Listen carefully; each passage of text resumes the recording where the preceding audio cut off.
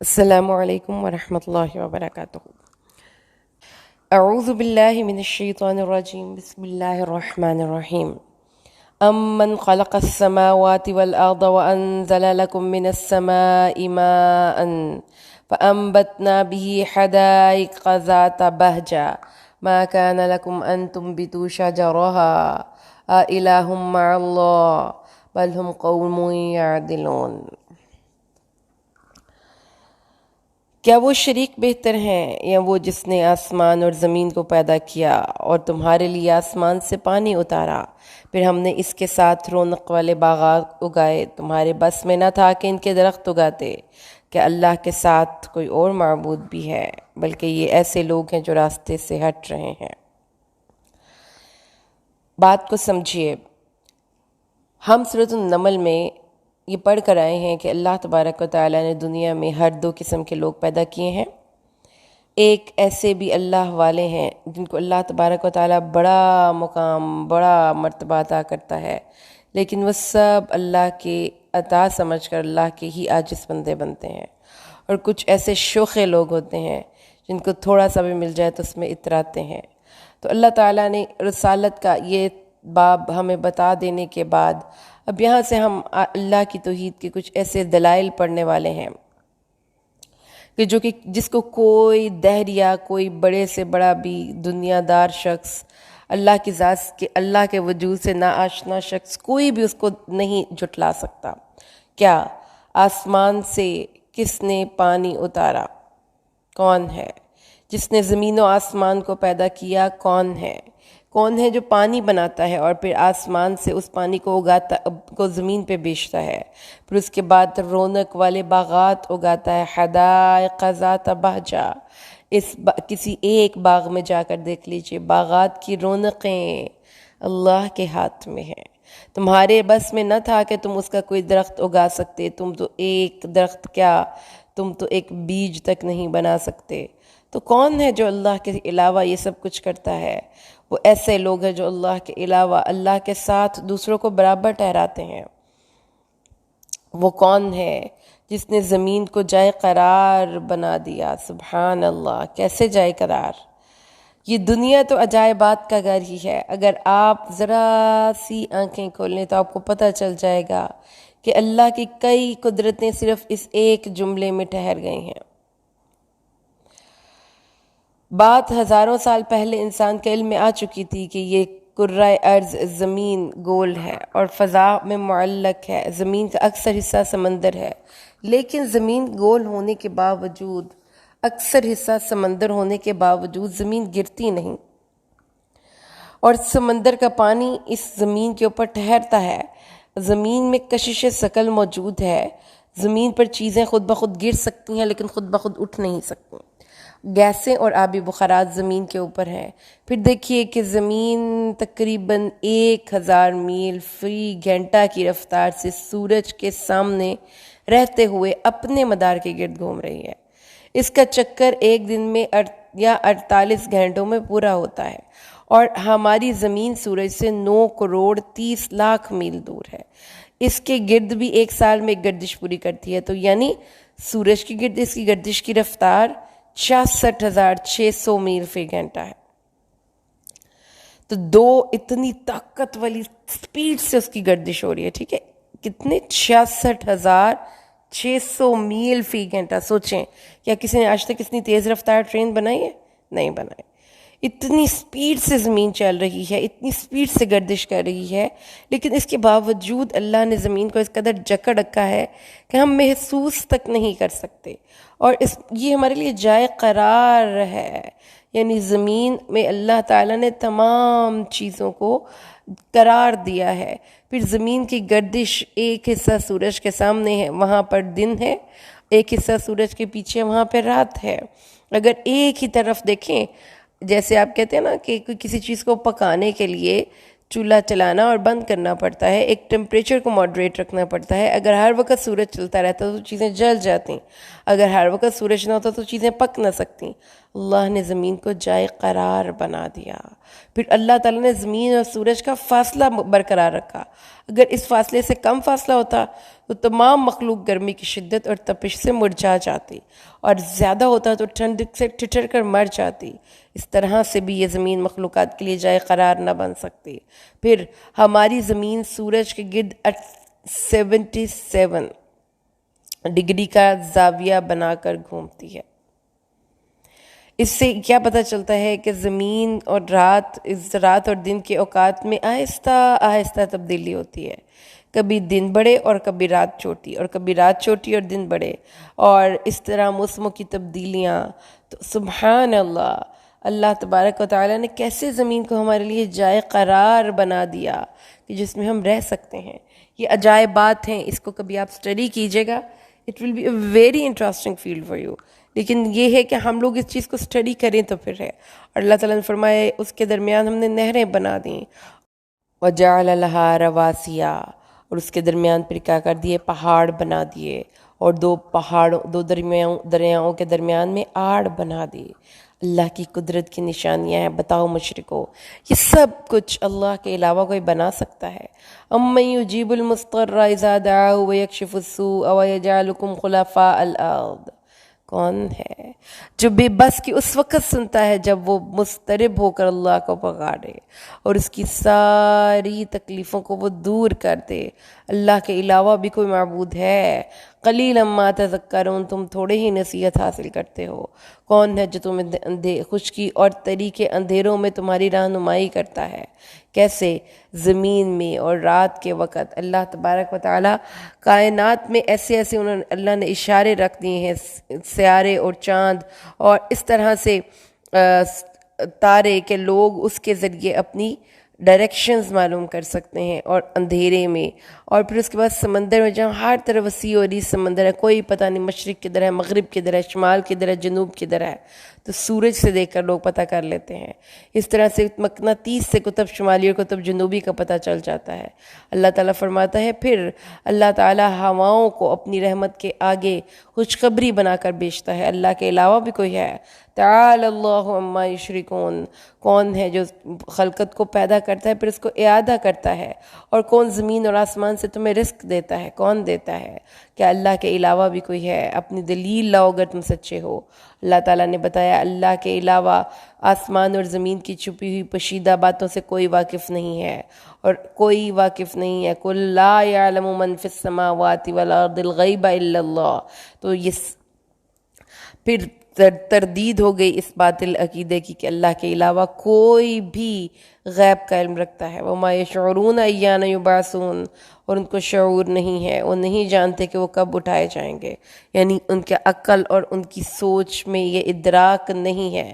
اللہ کے علاوہ کسی بھی معبود کی عبادت، اس سے فریاد کرنے، اسے حاجت روائے مشکل سے سمجھنے کی ابتدا اس بات سے ہوتی ہے کہ اس کو یہ سمجھ لیا جائے کہ وہ عالم الغیب ہے. اللہ نے اس چیز کی نفی کر دی ہے، بلکہ ان کا علم آخرت کے بارے میں تھک گیا ہے، بلکہ وہ اس میں شک میں ہیں، بلکہ وہ اس سے اندھے ہیں. دارا کا مطلب کسی چیز کو پا لینے کے لیے لگاتار دوڑنا اور تدبیر کر کے اس کے پیچھے پکڑنے کی کوشش کرنا.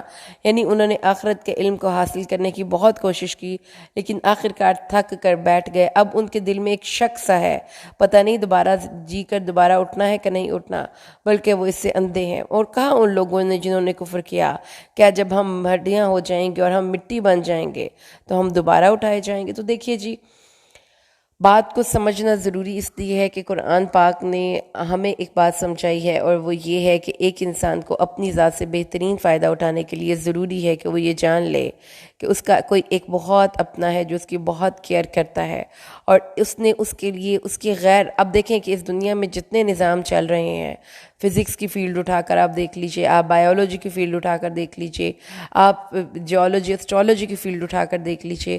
یعنی قرآن کو جب میں نے پڑھا تو مجھے اس میں کوئی، اگر آپ صرف قرآن کو دیکھتے ہیں تو اس میں کوئی اختلافی بات نہیں، کوئی ایسے مسائل نہیں کہ جو کہ آپ کی پریکٹیکل لائف ریلیٹڈ نہ ہو. آپ کو سائنس کی بہت سی فیلڈز کی طرف قرآن رہنمائی کرتا ہے. تو اللہ تعالیٰ کی ان تمام چیزوں کو جب آپ ڈیٹیل میں اسٹڈی کریں، اپنے خالق سے واقفیت حاصل کرنے کے لیے، تو یہ ہو نہیں سکتا کہ آپ اللہ تبارک و تعالیٰ کی کاریگری اور قدرت پر آپ کا دل اللہ کی محبت سے لبریز نہ ہو جائے۔ ایک تو یہ ہے کہ جب آپ کسی کوئی بڑا کوئی عمدہ کاریگر ہوتا ہے تو ہم ویسے اس کو اپریشیٹ کرتے ہیں، لیکن جب اس نے وہ چیز آپ کے لیے بنائی ہو تو اس پہ پھر اس کی اپریسیشن کے ساتھ محبت اور اس سے اس کی حمد کا تاثر جاگزی ہو جاتا ہے۔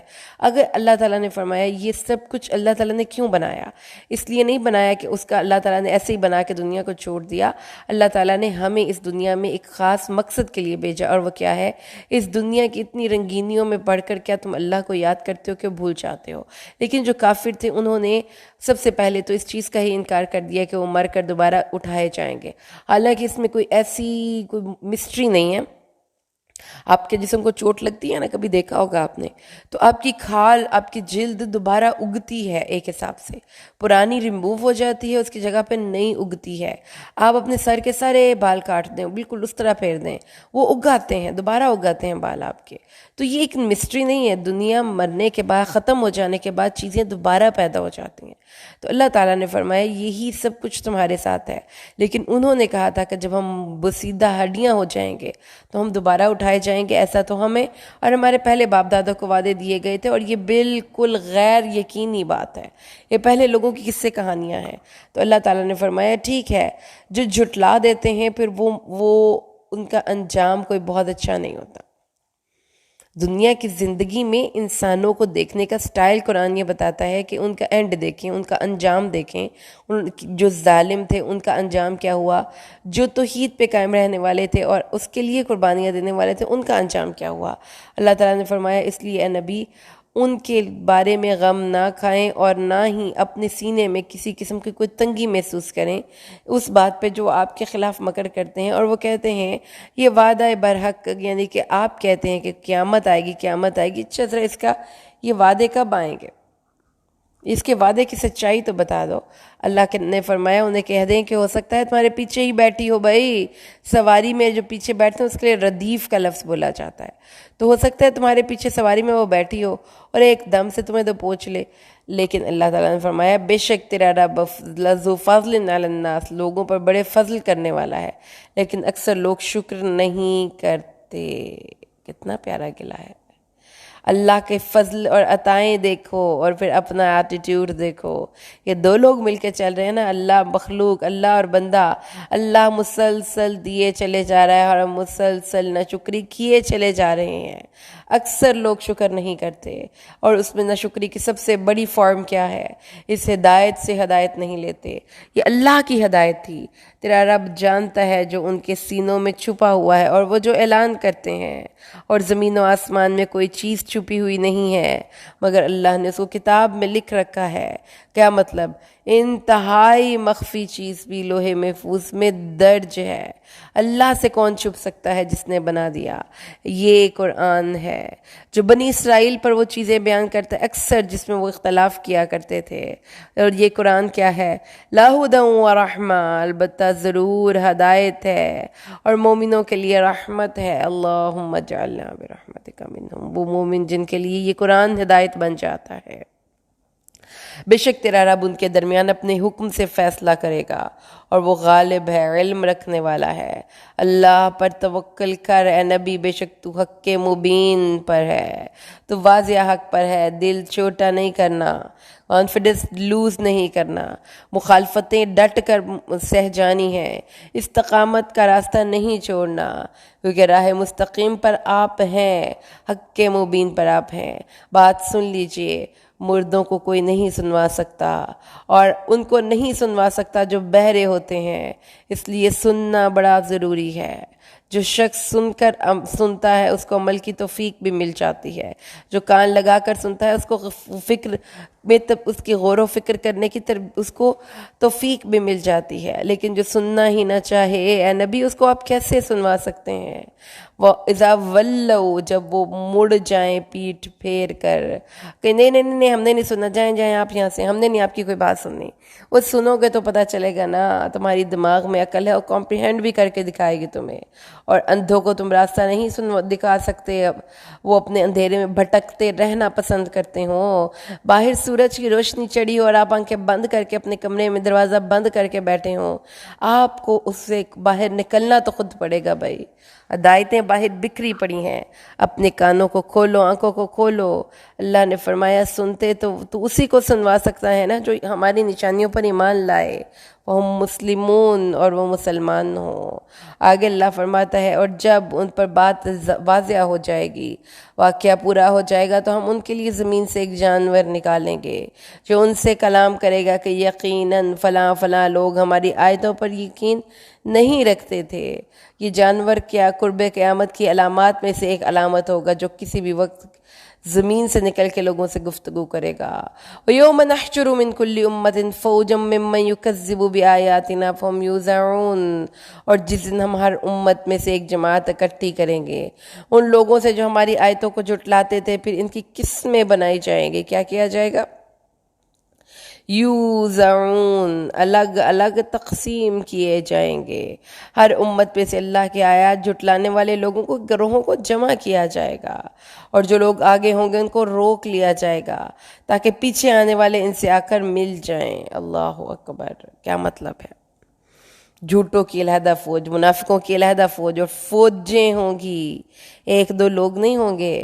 اللہ نے فرمایا حتی اذا جاؤ، ہاں جب تک کہ وہ آ جائیں گے تو فرمائے گا تم نے میری آیات کو جھٹلایا تھا، حالانکہ تم نے اس کا پورا علم حاصل نہ کیا تھا، یا کیا تھا جو تم کیا کرتے تھے، یہ کیا تھا؟ اللہ تعالیٰ نے فرمایا یہ ان کو شرمندہ کرنے کے لیے ان سے جواب طلبی کی جا رہی ہے ان کے عقائد اور اعمال کے متعلق، تاکہ وہ پتہ چلے کیا کر کے آئے ہو دنیا میں۔ علم تھا نہیں اور اپنے علم کے بغیر اللہ پہ جھوٹ اور بہتان باندھا کرتے تھے۔ وَوَقَعَ الْقَوْلُ، اس دن بات واقع ہو جائے گی اس کے بدلے میں جو انہوں نے ظلم کیا، اور وہ کچھ نہ بول پڑیں گے، ان کے لب تک سل جائیں گے۔ فَهُمْ لَا يَنْطِقُونَ، اللہ نے فرمایا ان کے ظلم کے سبب ان پر تمام باتیں حق ہو گئیں۔ کیا انہوں نے نہ دیکھا ہم نے رات کو اس لیے بنایا کہ اس میں سکون حاصل کیا جائے، اور دن کو اس لیے بنایا کہ اس میں روشن ہے تو کام کیا جائے؟ تو آپ کیا کرتے ہیں، میں کیا کرتی ہوں؟ دن کو سو کر اور رات کو جاگ کر گزار دیتے ہیں۔ ہر چیز قرآن کے اور نیچر کے خلاف ہے، بے شک اس میں نشانیاں ہیں اس قوم کے لیے جو ایمان لاتا ہے۔ حدیث میں ہے رسول صلی اللہ علیہ وسلم بلا ضرورت عشاء کے بعد نہیں جاگا کرتے تھے، اور فجر پڑھ کے آپ نہیں سویا کرتے تھے، اور آپ نے سونا ہوتا تھا پھر آپ دوپہر کو قیلولہ کیا کرتے تھے ظہر کے بعد۔ تو یہ آپ کی سنت ہے۔ جس دن ہم سور پہ پھونکیں گے پس بے ہوش ہو جائے گا ہر وہ جو زمین اور آسمان میں ہے، مگر جس کو اللہ چاہے، اور ہر ایک اس کے سامنے عاجز ہو کر آئے گا، ذلیل ہو کر آئے گا اللہ کے سامنے۔ اور تو دیکھتا ہے پہاڑوں کو، تحسبها جامدہ، تم اس کو جمع ہوئے خیال کرتے ہیں، وَهِيَ تَمُرُّ مَرَّ السَّحَابِ، اور یہ ایسے چلیں گے جیسے بادل چلتے ہیں۔ صُنْعَ اللَّهِ الَّذِي أَتْقَنَ كُلَّ شَيْءٍ، اللہ کی کاریگری جس نے ہر چیز کو اس کی صنعت زاری کی ہے، خوبی سے بنایا ہے، بے شک وہ خبیر ہے اس سے جو تم کرتے ہو۔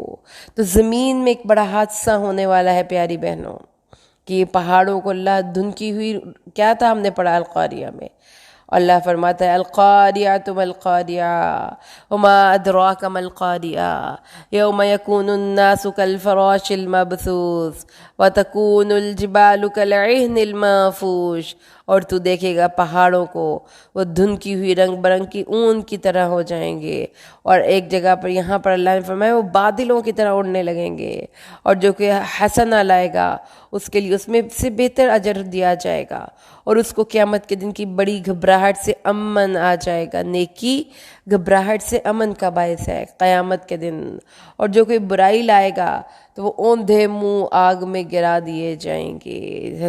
اس میں کیا ہے؟ چکر کھاتے کھاتے گرتے پڑتے وہ دوزخ کی کھائی تک پہنچ جائیں گے۔ اللہم لا تجعلنا برحمتک منہم، تمہیں وہی بدلہ دیا جاتا ہے جو تم کیا کرتے تھے۔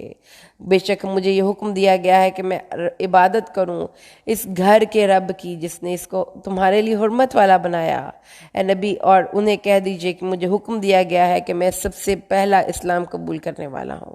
یعنی اللہ کے گھر میں جا کر اللہ کی عبادت کا حکم اللہ نے ان کو دیا۔ آپ نے نبی صلی اللہ علیہ وسلم کو اور کیا حکم دیا؟ اور یہ کہ میں قرآن پڑھوں، یہ ہے اللہ کے نے اپنے نبی کو حکم دیا۔ نماز پڑھوں، اپنے رب کی عبادت کروں اور قرآن پڑھوں۔ فَمَنِ اهْتَدَىٰ فَإِنَّمَا يَهْتَدِي لِنَفْسِهِ، اور جو کوئی ہدایت پاتا ہے تو ہدایت اس اپنے نفس کے لیے اس نے حاصل کی ہے، اور جو کوئی گمراہ ہو گیا تو کہہ دیجئے بے شک میں ڈرانے والوں میں سے ہوں۔ اے نبی کہہ دو کہ کوئی بات نہیں، تم نہیں سنتے تو نہ سنو، ہدایت کا ملنا تو تمہارے اپنے لیے فائدہ مند ہے۔ You are doing yourself a favour, کسی کے سر پر کوئی احسان نہیں ہے۔ اور اللہ نے فرمایا قل الحمد للہ، اللہ کی سب تعریفیں اللہ کے لیے ہیں۔ اللہ تعالیٰ تمہیں ایسی ایسی نشانیاں دکھائے گا کہ تم اس کو پہچان لوگے، اور تیرا رب غافل نہیں اس سے جو وہ عمل کر رہے ہیں۔ وہ اپنی ایسی ایسی نشانیاں دکھائے گا جو اللہ تعالیٰ نے فرمایا کہ فتوحات اور مسلمانوں کو اللہ تعالیٰ کی مدد نصرت آئے گی۔ اور اللہ تبارک آگے جی چلیے سورۃ القصص آغاز کرتے ہیں۔ اعوذ باللہ من الشیطان الرجیم، بسم اللہ الرحمن الرحیم۔ طاسین میم، طاسین میم، تلک آیات الکتاب المبین، یہ ایک بہت ہی واضح کتاب کی، روشن کتاب کی نشانیاں، یہ آیات ہم پڑھ رہے ہیں۔ ہاں جی، اب ہم نے ڈائریکٹ ایک قصہ سٹارٹ کر دیا قرآن نے، جیسے ہم نے حضرت یوسف کا قصہ پڑھا تھا۔ اب یہاں پہ موسیٰ علیہ السلام کی پیدائش کے وقت جو ہوا ہم نے قرآن پاک میں کہیں پہ بھی نہیں پڑھا، وہ یہاں پہ پڑھیں گے القصص میں۔ ہم نے تجھ پر موسیٰ اور فرعون کی کچھ خبر حق کے ساتھ پڑھتے ہیں ان لوگوں کے لیے جو ایمان رکھتے ہیں۔ موسیٰ اور فرعون کی کچھ خبر۔ فرعون زمین میں بڑا بنا ہوا تھا اور اس نے اس کے گھر والوں کو ٹکڑوں ٹکڑوں میں تقسیم کر لیا تھا۔ ایک گروہ اس میں سے کمزور تھا اور ایک گروہ ان میں سے طاقتور تھا۔ جو کمزور گروہ تھا ان کو طاقتور گروہ ان کے بیٹوں کو ذبح کر کے ان کی عورتوں کو زندہ رہنے دیتے تھے، بے شک وہ زمین میں فساد کرنے والے تھے۔ تو پتہ چل گیا کہ کیا کیا جاتا تھا، اتنا ظلم کہ چھوٹے چھوٹے نوزائیدہ بچوں کو وہ لے کر قتل کر دیا کرتے تھے۔ اور یہ ان کے ملک میں رائج وقت جو تھا، اصول تھا، ان سب کو پتا تھا کہ 1 سال بچے نے مرنا ہے، 1 سال بچے نے جینا ہے۔ حضرت ہارون اس سال پیدا ہوئے جب سب کے جینے کا وقت تھا، اور حضرت موسیٰ تب پیدا ہوئے جب کہ ان کو مارے جانے کا وقت تھا۔ تو ہم نے ارادہ کیا کہ ہم احسان کریں ان لوگوں پر جو زمین میں کمزور سمجھے جاتے ہیں، یعنی اللہ تعالیٰ نے فیصلہ کر کے پھر اس کی پلاننگ کی، اور اللہ تعالیٰ نے فرمایا ہم ان کو امام اور ہم اس کو وارث بنائیں۔ وَنُمَكِّنَ لَهُمْ فِي الْأَرْضِ، اور ہم ان کو زمین میں ٹھہرائیں۔ اور دیکھیں فرعون، حامان اور ان کے لشکر جو اس سے وہ ڈرایا کرتے تھے نا، ان کو وہی چیز دکھا دیں۔ تو ان کو کیا ڈر تھا کہ بنی اسرائیل کی طاقت نہ زیادہ ہو جائے ان کی زیادہ اولاد ہونے کی وجہ سے، تو اس لیے پھر ان کو انہوں نے مار کر کمزور کرنا شروع کر دیا۔ لیکن اللہ تعالیٰ نے ارادہ کیا کہ انہی کے ذریعے ان کے کفر کا زور ٹوٹے گا۔ اب ہوا یہ کہ حضرت موسیٰ نے بچے کی والدہ نے بچے کو جنم دے دیا ہے، تو اس بچے کے بارے میں اللہ نے ان کو القاء یہ کیا کہ اپنے بچے کو دودھ پلاتی رہو، اور جب تمہیں خوف ہو کہ کوئی اس کو پکڑ کے لے جائے گا تو اس کو صندوق میں بند کر کے دریا کی موجوں کے سپرد کر دینا، اور خوف نہ کھانا اور غم نہ کھانا، ہم اس کو تمہاری طرف لوٹائیں گے اور اس کو نیک اور صالح لوگوں میں بنائیں گے۔ حضرت موسیٰ علیہ السلام کی والدہ کی اس کو کیفیت دیکھیے، یہ ہے صبر کا پھل۔ حضرت موسیٰ کی والدہ نے یوں ہی کیا، ان کو ایک صندوق میں بند کرنے کے بعد ان کو دریا کے موجوں کے حوالے کر دیا، اور اس کے بعد اس کو اٹھا لیا آل فرعون نے، اور تاکہ وہ ان کے لیے دشمن بنے اور ان کے لیے غم کے بڑھانے کا باعث بنے۔ تو یہ اللہ کی تدبیر تھی، ایک وہ تدبیر کر رہی تھی، ایک اللہ نے اپنی تدبیر کی موسیٰ علیہ السلام کو بچانے کے حوالے سے۔ اور اللہ تعالیٰ نے فرمایا کہ فرعون، حامان اور ان کا لشکر خطا یاب تھے، یعنی انہوں نے جو یہ فیصلہ کیا وہ ٹھیک نہ کیا، غلط فیصلہ کیا، اپنے ہی دشمن کو اپنے محل میں رکھ کر پرورش کرتے رہے۔ اور کہا وقالت امرأۃ فرعون، اور فرعون کی بیوی نے کہا یہ میرے اور آپ کے لیے آنکھوں کے ٹھنڈک بن جائے گا، اس کو قتل نہ کریں، ہو سکتا ہے کہ یہ ہمیں فائدہ پہنچائے، یا ہم اس سے کوئی اولاد کے طور پر استعمال کریں، اس کو اولاد کے طور پر اپنے پاس رکھ لیں۔ اور وہ اس کے انجام سے بالکل نا واقف تھے۔ اور پھر پیچھے کیا ہوا؟ موسیٰ کا دل صبر سے خالی ہو گیا، اور نزدیک تھا کہ وہ اپنی اس کیفیت کا اظہار کر بیٹھتی اگر ہم ان کے دل کو مضبوط نہ کرتے تاکہ وہ نیک لوگوں میں شامل ہوں۔ اور اللہ تعالیٰ نے فرمایا، ان حضرت موسیٰ کی والدہ نے کہا پیچھے پیچھے چلنا اس صندوق کے، اور دیکھنا دور سے کھڑی ہو کر کہ اس صندوق کو کون اٹھاتا ہے، کس کے گھر یہ جاتا ہے۔ اور ان کو کوئی پتہ نہیں تھا کہ اس صندوق کی کوئی بچی نگرانی کر رہی ہے، اور ہم نے اس پر ہر قسم کی دائیا کا دودھ حرام کر دیا۔ یعنی وہ اب رو رہے ہیں، پکڑے ہوئے شدید رو رہے ہیں، لیکن کسی کا دودھ پی نہیں رہے وہ۔ تو اللہ تعالیٰ نے فرمایا، اس بچی نے پھر انٹری ماری، اس نے کہا میں آپ کو ایسے اہل بیت کے بارے میں نہ بتاؤں جو اس کی کفالت بھی کریں گے اور وہ اس کے خیر خواہ بھی ہیں؟ انہوں نے کہا ہاں۔ پھر اس طرح اللہ نے فرمایا ہم نے اس بچے کو اس کی ماں کے حوالے کر دیا، اس کو لوٹا دیا تاکہ اس کی آنکھوں کی ٹھنڈک بنے اور اس پر غم نہ کھائے۔ وَلِتَعْلَمَ، اور تو جان لے کہ اللہ کا وعدہ سچا ہے، لیکن اکثر لوگ نہیں جانتے۔ تو سمجھ لیجئے کہ اللہ تبارک و تعالیٰ نے پھر یہاں پر یہ بات بتا دی کہ اللہ تعالیٰ کیا ہر معاملے میں اللہ اپنے جو اللہ کے پلانز ہیں اس کو ضرور امپلیمنٹ کرتا ہے، لیکن اکثر لوگ اس چیز کو نہیں جانتے۔ اور جب وہ اپنی جوانی کو پہنچ گیا اور ہم نے اس کو حکمت اور علم دیا، اور ہم بدلہ یوں ہی دیا کرتے ہیں محسنین کو، تو اس کے بعد کیا ہوا؟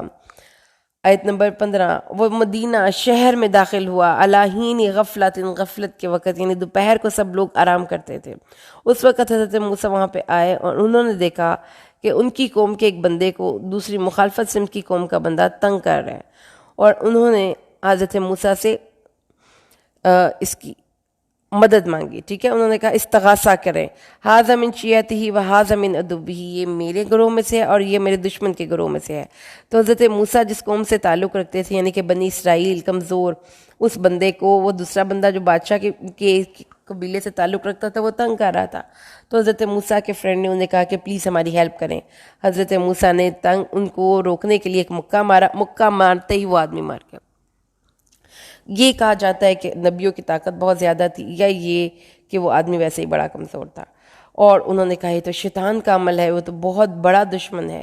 انہوں نے کہا ربی انی ظلمت نفسی فاغفر لی، فغفر اللہ۔ انہوں نے اللہ سے ڈائریکٹ استغفار کیا، اور فوراً کہ اللہ تعالیٰ مجھ سے غلطی ہو گئی، مجھے معاف کر دیجئے۔ اللہ نے اس کو معاف کر دیا۔ انہ هو الغفور الرحیم، بے شک وہ بہت بخشنے والا اور رحم کرنے والا ہے۔ قال ربی بما انعمت علی فلن اکون ظہیرا للمجرمین۔ انہوں نے کہا اے میرے پروردگار، جو تو نے مجھ پر انعام کیا ہے اس کا اب تقاضا تو یہ بنتا ہے کہ میں مجرم لوگوں کی طرفداری کرنے والا نہ بنوں۔ اور فاصبح فی المدینۃ خائفا یترقب، اور صبح کے وقت وہ شہر میں نکلا خوف زدہ ہوتے ہوئے اور جاسوسی کرنے کے لیے کہ اب دیکھیں کہ کل کے معاملے کے بعد شہر میں کیا فضا میں کیا چل رہی ہے باتیں۔ جب وہ وہاں پر پہنچا جہاں پہ کل انسان نے اس سے جھگڑا کیا تھا، وہ آج ایک اور بندے سے جھگڑا کر رہا ہے۔ حضرت موسیٰ نے کہا اس کا مطلب ہے کہ دوسرا بندہ صحیح ہے، تم یار کسی سے جھگڑا کرتے ہو۔ تو اس سے پتہ بھی یہی چلتا ہے نا کہ سم ٹائمز کچھ لوگ ہوتے ہیں جو کہیں پہ بھی سکون سے نہیں بیٹھ سکتے، وہ ہر جگہ جھگڑا کرتے ہیں۔ تو اللہ تعالیٰ کے نبی حضرت موسیٰ کو بھی ایک ایسا بندہ جو ہے، ان کو اب کہہ لیں کہ ان سے ان کی ملاقات ہوئی، اور جب اس نے ارادہ کیا کہ وہ اس کو پکڑے جو ان دونوں کا دشمن ہے، تو جو ان کے قبیلے کا بندہ تھا وہ اس کو مس انڈرسٹینڈنگ ہو گئی۔ اس نے کہا کہ موسیٰ آج مجھے پکڑنے لگا ہے، تو اس نے فوراً سے پہلے شور مچا دیا کہ موسیٰ آج بھی تو مجھے ایسے ہی قتل کرے گا جیسے تو نے کل کسی آدمی کو قتل کیا تھا؟ تیرا مقصد یہ ہے کہ تو زمین میں بڑا بنے اور تو چاہتا ہے کہ تو اصلاح نہ کرے۔ اب سب کو پتہ چل گیا کہ اس کا قاتل کون تھا۔ یعنی کہ یہ ایسے لوگ بھی ہماری سوسائٹی میں ہوتے ہیں، ہر کسی سے جھگڑا کرنے کے لیے بالکل تیار۔ تو وہ کل حضرت موسیٰ نے بیچارے اس کی ہیلپ کرنے کے چکروں میں ایک بندے کو مار دیا، اور آج اسی سے وہ جھگڑا ہے۔ اور پھر جب پتہ چلا حضرت موسیٰ پھر غائب ہو گئے، پھر وہاں پر پتہ چل گیا لوگوں کو کہ یہ ہمارا بندہ مارا کس نے، اب اس کو پکڑو، اس کو جیل میں بند کرو۔ تو حضرت موسیٰ چونکہ آپ کو پتہ ہے کہ رائل فیملی میں رہے کافی دیر، تو ان کے وہاں پہ کانٹیکٹس تھے، فرینڈس تھے. انہوں نے اس میں سے ایک فرینڈ آیا اور آ کر انہوں نے حضرت موسیٰ کو اندر کی بات بتا دی کہ جو بادشاہ ہیں، جو ہمارے سردار ہیں، وہ یہ کہہ رہے ہیں کہ ہم خون کے بدلہ لیں گے اور تمہیں قتل کر دیں گے، تو یہاں سے نکلو موسیٰ، نکلو یہاں سے، نکلو نکلو نکلو، میں تمہارا خیر خواہ ہوں. اب حضرت موسیٰ وخرج منها خائفا یترقب، حضرت موسیٰ وہاں سے ڈرتے ہوئے اور ایسے مطلب انتظار کرتے ہوئے چپکے چپکے وہاں سے نکل کھڑے ہوئے. اب جس حالت میں تھے ان کو تیاری کا ٹائم تو نہیں ملا ہوگا، کیونکہ اس نے کہا کہ بس 10 منٹ میں تمہارے گھر میں چھاپا پڑنے والا، نکلو یہاں سے، بھاگ جاؤ، تمہاری جان بچ جائے گی ورنہ تمہیں پکڑے جاؤ گے، مارے جاؤ گے. اب حضرت موسیٰ کو آپ سمجھ لیں کہ کسی ایمرجنسی سچویشن میں وہاں سے اپنے شہر کو چھوڑ کر نکلنا پڑا. اب سمجھیں کہ جیسے آپ کو کہا جائے نکلو یہاں سے، جہاں پہ بیٹھو بس بھاگو، یہاں پہ پیسے ہیں نہیں ہیں، کھانا ہے نہیں ہے، نکلو. اب حضرت موسیٰ جو ہیں وہاں سے نکل کھڑے ہوئے اور دعا کرتے جا رہے ہیں کہ اللہ ظالموں کی قوم سے مجھے نجات دے. جب وہ مدین چلے گئے، ٹھیک ہے، وہ مدین کی طرف انہوں نے توجہ کی اور انہوں نے کہا کہ ہو سکتا ہے کہ اللہ تعالیٰ مجھے سے بہتر راستہ دکھائے. اور جب وہ مدین والوں کے پانی پر جا کر اترے تو وہاں پر دیکھا کہ کچھ لوگ اپنی بکریوں کو پانی پلا رہے ہیں اور 2 لڑکیاں ہیں جو کہ اپنی بکریوں کو روک رہی ہیں. تو انہوں نے دیکھا کہ سب لوگ پانی پلا رہے ہیں، بکریاں کیوں نہیں پلا رہی؟ انہوں نے کہا کہ بھئی تم ان بکریوں کو لے کر سائڈ پہ کیوں کھڑی ہو؟ انہوں نے کہا ہم نہیں پلائیں گی جب تک کہ تمام چرواہے نہ پلا لیں، ہم ان میں مکس نہیں ہوں گی، اور ہمارا باپ بہت بوڑھا ہے. اب یہاں پر ایک لمحے کے لیے ٹھہر جائیے. قرآن میں اگین عورت کی آپ کہہ لیں کہ کام کرنا، امپلائمنٹ، سیلف امپلائمنٹ ہے عورت، وہ دکھائی گئی ہے، باقاعدہ دکھائی گئی ہے. دیکھیں کہ عورتیں سیلف امپلائڈ ہیں because they don't have anyone to earn for them. ان کا باپ بہت بوڑھا ہو چکا ہے، بھائی ان کا کوئی ہے نہیں، now they have to work. تو اس کا جو ایک مزاج سمجھیے، تو اس سے قرآن نے اجازت دی ہے ہمیں، وہ کہانیاں بتا کر اللہ تعالیٰ نے بتایا ہے کہ now if there is no other choice, تو عورت کو ہی کام کرنا پڑے گا نا، ورنہ وہ بھوکی تو نہیں مر سکتی، کسی سے مانگ کے تو نہیں کھا سکتی. تو اس صورتحال میں اللہ تعالیٰ نے بتایا ہے کہ ان دا سوسائٹی آف میل عورت کیسے سروائیو کرے گی. اب اس میں دیکھیں کہ وہ مکس نہیں ہو رہی ان کے ساتھ جا کر کام نہیں کر رہی ہیں. یہ نہیں ہے کہ ان کے ساتھ رسیاں کھینچ رہی ہیں اور ان کے ساتھ وہ ہاتھ پہ ہاتھ مار کے ہنس رہی ہیں، اور ان کے اندر کی حیا آپ کو یہاں سے نظر آ رہی ہے کہ انہوں نے اپنا کام کرنے کے لیے اگر گھر سے نکلی ہیں تو ان کے اندر واضح طور پر ایک گریز، ایک حیا موجود ہے کہ اپنی بکریاں لے کر وہ سائٹ پہ کھڑی ہیں. تو یہ ایک مزاج ہے جو دین اسلام ایک عورت کو سکھانا چاہتا ہے کہ اپنی جو تمہارے اندر کی ایک نسوانیت ہے اس کو تم یوں ارزاں نہ کرو کہ ہر ایک اس سے انجوائے کرے، اور آپ ہر ایک کو جو ہے اپنے کوئی آپ کا کزن بنا ہوا ہے تو کوئی آپ کا بھائی بنا ہوا ہے تو کوئی آپ کا فرینڈ بنا ہوا ہے، ایسے نہیں کرنا. انہوں نے کہا کہ چرواہوں کے جانے کے بعد جو پانی بچ جاتا ہے ہم وہ پلا دیتی ہیں، کیونکہ ہمارا باپ بوڑھا ہے اور وہ ہمارے لیے آ نہیں سکتا، بکریوں کو پانی پلانے ہمیں خود آنا پڑتا ہے. اب حضرت موسیٰ نے کیا کیا، ان کے اندر کی اچھائی آپ کو پتہ ہے کہ ہی سچ اے نائس پرسن، کہ پہلے ایک آدمی نے ان سے اپنی لڑائی کا اظہار کیا تو آپ ان کی مدد کے لیے آمادہ ہو گئے.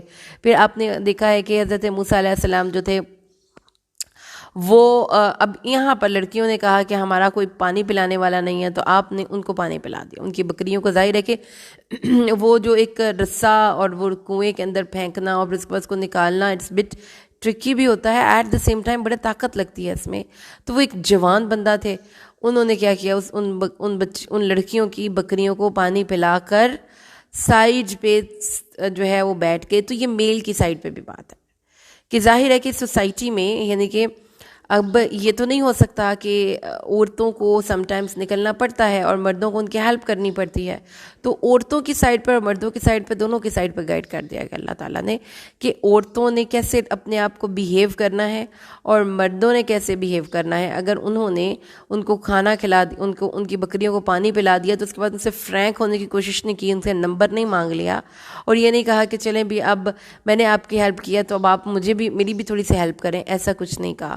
ان کو انہوں نے بڑے ہی پروقار طریقے سے پانی پلا کر وہ بکریاں لے کے گھر چلی گئی ہوں گی تو وہ آرام سے پھر سائے میں آ کر بیٹھ گئے، کوئی ایکسٹرا بات نہیں کی، کوئی ان کو توحید تبلیغ کی دعوت تک نہیں دی. اب دعا کیا کر رہے ہیں، رب انی لما انزلت الی من خیر فقیر۔ اب آپ ان کی سچویشن دیکھیں کہ وہ ایک رائلٹی سے نکل کر ایک گمنامی میں جا رہے ہیں، کوئی پتہ نہیں کہ ان کو، کسی کو ان کی آئیڈینٹی کا نہیں پتہ، بالکل اجنبی شہر ہے، کھانے کا انتظام نہیں، جاب کا انتظام نہیں، رہائش کا انتظام نہیں، وہ ایک درخت کے نیچے بیٹھ کر اللہ تعالیٰ سے دل ہی دل میں چپکے دعائیں مانگ رہے ہیں۔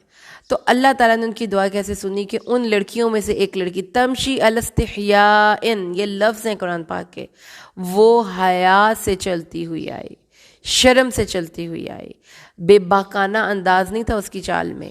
انہوں نے کہا، اس لڑکی نے آ کر، دیکھیں اسے آ کر بات بھی کی ہے، لیکن اس بات کے کرنے میں حجاب ہے جو بہت ضروری ہے مینٹین کرنا۔ اگر آپ نے ایک اسلام والا اخلاق اور کردار لے کر چلنا ہے نا، بحیثیت عورتوں کو گھر سے باہر نکلنے کی اجازت قرآن نے دی ہے، but in case of emergency, اگر آپ ایک اسٹوڈنٹ ہیں، آپ یونیورسٹی جا رہی ہیں، کسی ٹریول کر رہی ہیں، تو آپ کے اندر کی جو ایک امتیازی شان ہے دین اسلام کی، وہ حیا ہے اور وہ ہونی چاہیے۔ گفتگو میں، آپ کے لباس میں، کسی بھی چیز میں بے حیائی کبھی بھی دین اسلام نے پروموٹ نہیں کی۔ انہوں نے کہا، ان ابی یدعوک لیجزیک اجر ما سقیت لنا، میرے ابا جان آپ کو بلا رہے ہیں تاکہ آپ کو وہ بدلہ یا اجرت دے جائیں جو آپ نے ہماری بکریوں کو پانی پلا کر ہم پر احسان کیا ہے۔ فلما جاء، وہ چلے گئے ان کے ساتھ، وقص علیہ القصص، حضرت موسیٰ نے ساری بات بتائی۔ انہوں نے کہا، خوف نہ کرو، تمہیں ظالموں کی قوم سے نجات دے دی گئی، نجوت من القوم الظالمین۔ اس میں سے ایک نے کہا، یا ابت استاجرہ، اے ابا جان اس کو اجرت پہ رکھ لیجئے، ان خیر من استاجرت القوی الامین، کہ وہ بہتر جس کو آپ ملازم یا اجرت رکھیں وہ کون ہوتا ہے؟ وہ طاقتور ہوتا ہے، وہ امانت دار ہوتا ہے۔ تو طاقت کا تو اندازہ ہو گیا تھا، امانت کا اندازہ کیسے ہوا؟ کہ جب وہ سامنے جا رہی تھیں کہ میں آپ کو گھر کا ایڈریس بتاؤں، تو انہوں نے کہا کہ آپ میرے پیچھے پیچھے چلیں، اور مجھے جہاں پہ کہیں راستہ چینج کرنا ہوگا مجھے آپ بتا دیجیے گا، یعنی میں پیچھے بھی نہیں، آپ کے دوپٹے کا پلو وغیرہ اڑ جائے یا کچھ تو مجھے اچھا نہیں لگتا۔ سو دس از ایکچولی دا بگ اخلاق، عورتوں سے ڈیل کرنے کے حوالے سے بہترین اخلاق ہے جو اللہ تعالیٰ نے یہاں پہ بتا دیا، اور ایسا اخلاق اللہ کو ریکوائرڈ ہے، مردوں سے بھی اور عورتوں سے بھی۔ عورت آئی ہے حیا سے، اس نے آ کر پھر اپنے باپ کو مشورہ دیا ہے کہ یہ قوی ہے، اور باپ نے اپنی ان بیٹی کو اگر سوسائٹی میں بھیجا ہے تو اس کی رائے کا احترام کیا ہے، ٹھیک ہے۔ انہوں نے کہا، میرا ارادہ یہ ہے کہ میں ان دونوں میں سے کسی ایک کا تم سے نکاح کر دوں۔ اب اس میں کیا ہے، اب سم ٹائمز آپ اپنے گھر میں کسی جوان بندے کو رکھنے کی ضرورت پڑے تو وہ بغیر کسی رشتے کے تو نہیں رہ سکتا۔ تو اس طرح حضرت موسیٰ جو تھے ان کو اللہ تعالیٰ نے ایک ترکیب بتا دی کہ ان کو وہاں پہ شادی بھی ہو گئی، اور حق مہر کے طور پر 10 سال انہوں نے بکریاں چرانی تھیں، 8 سال، اور پھر اس کے بعد حضرت موسیٰ دیکھیں کہ یہ کہتے ہیں جی گھر جمائی بہت بری بات ہے۔ حضرت موسیٰ 10 سال گھر جمائی رہے، اور انہوں نے کہا کہ 8 سال کی تو ہماری مدت سیٹل ڈاؤن ہوئی، اگر آپ 10 سال کر دیں تو آپ کا احسان ہے، اور میں آپ کو ارادہ نہیں کرتا کہ میں آپ کو مشقت میں ڈالوں، اگر آپ ہماری ملازمت کریں گے تو ہم انشاءاللہ آپ کو اچھا رکھیں گے اور آپ ہمیں نیک لوگوں میں پائیں گے۔ تو انہوں نے اس معاہدے پر حضرت موسیٰ نے ان کی بیٹی سے نکاح کر کے 10 سال وہاں پہ گزار دیے۔ آگے اللہ تعالیٰ نے فرمایا جب 10 سال گزر گئے اور وقت پورا ہو گیا تو وہ اپنی بیوی کو لے کر سارا نکل گیا، چل پڑا، اور اس نے طور کی جانب آگ کو دیکھا، اور اس نے اپنی بیوی سے کہا، ٹھہریے، میں نے کوئی آگ پائی ہے تو شاید میں تمہارے پاس کوئی خبر لاؤں یا کوئی شعلہ لاؤں جسے تم سیک سکتے ہو۔ تو جب وہ آئے وہاں پر تو بلائے گئے، من شاطئ الوادی الایمنی، شاطئ کنارے، وادی ایمن کے کنارے سے، فی البقعۃ المبارکۃ، مبارک درخت میں، مبارک زمین میں، اور ایک درخت سے آواز آئی، ان یا موسیٰ انی انا اللہ رب العالمین، کہ اے موسیٰ میں اللہ ہوں جو رب العالمین ہے، اور یہ کہ اپنا عصا ڈال دے۔ پس جب انہوں نے اس کو ڈال دیا تو دیکھا کہ گویا وہ پڑک رہا ہے، وہ جاندار ہے، تو وہ پیچھے مڑ کر بھاگ کھڑے ہوئے اور مڑ کے بھی نہیں دیکھا۔ حضرت موسیٰ جو تھے ان کو ڈر لگ گیا نا، تو اللہ تعالیٰ نے فرمایا موسیٰ اقبل، واپس لوٹ اور خوف نہ کر، بے شک تو امن والوں میں سے ہے۔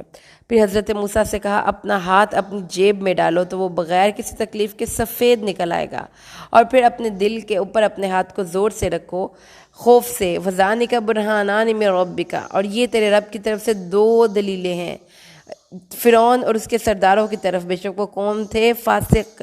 قال ربی انی قتلت منہم نفسا فاخاف ان یقتلون. حضرت موسیٰ کو یاد تھا کہ فرعون کا علاقہ چھوڑ کر آنے کی وجہ قتل تھی، تو مجھے یہ خوف ہے کہ اب ان کو پتہ چلا تو وہ مجھے قتل کر دیں گے.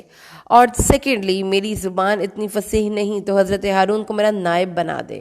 کہا ہم تیرے بازو کو مضبوط کریں گے تیرے بھائی کے ساتھ، اور ہم تم دونوں کو ایک غلبہ دیں گے، پس وہ تمہاری طرف نہیں پہنچ پائیں گے اور تم اور تمہاری قوم غالب ہو جاؤ گے.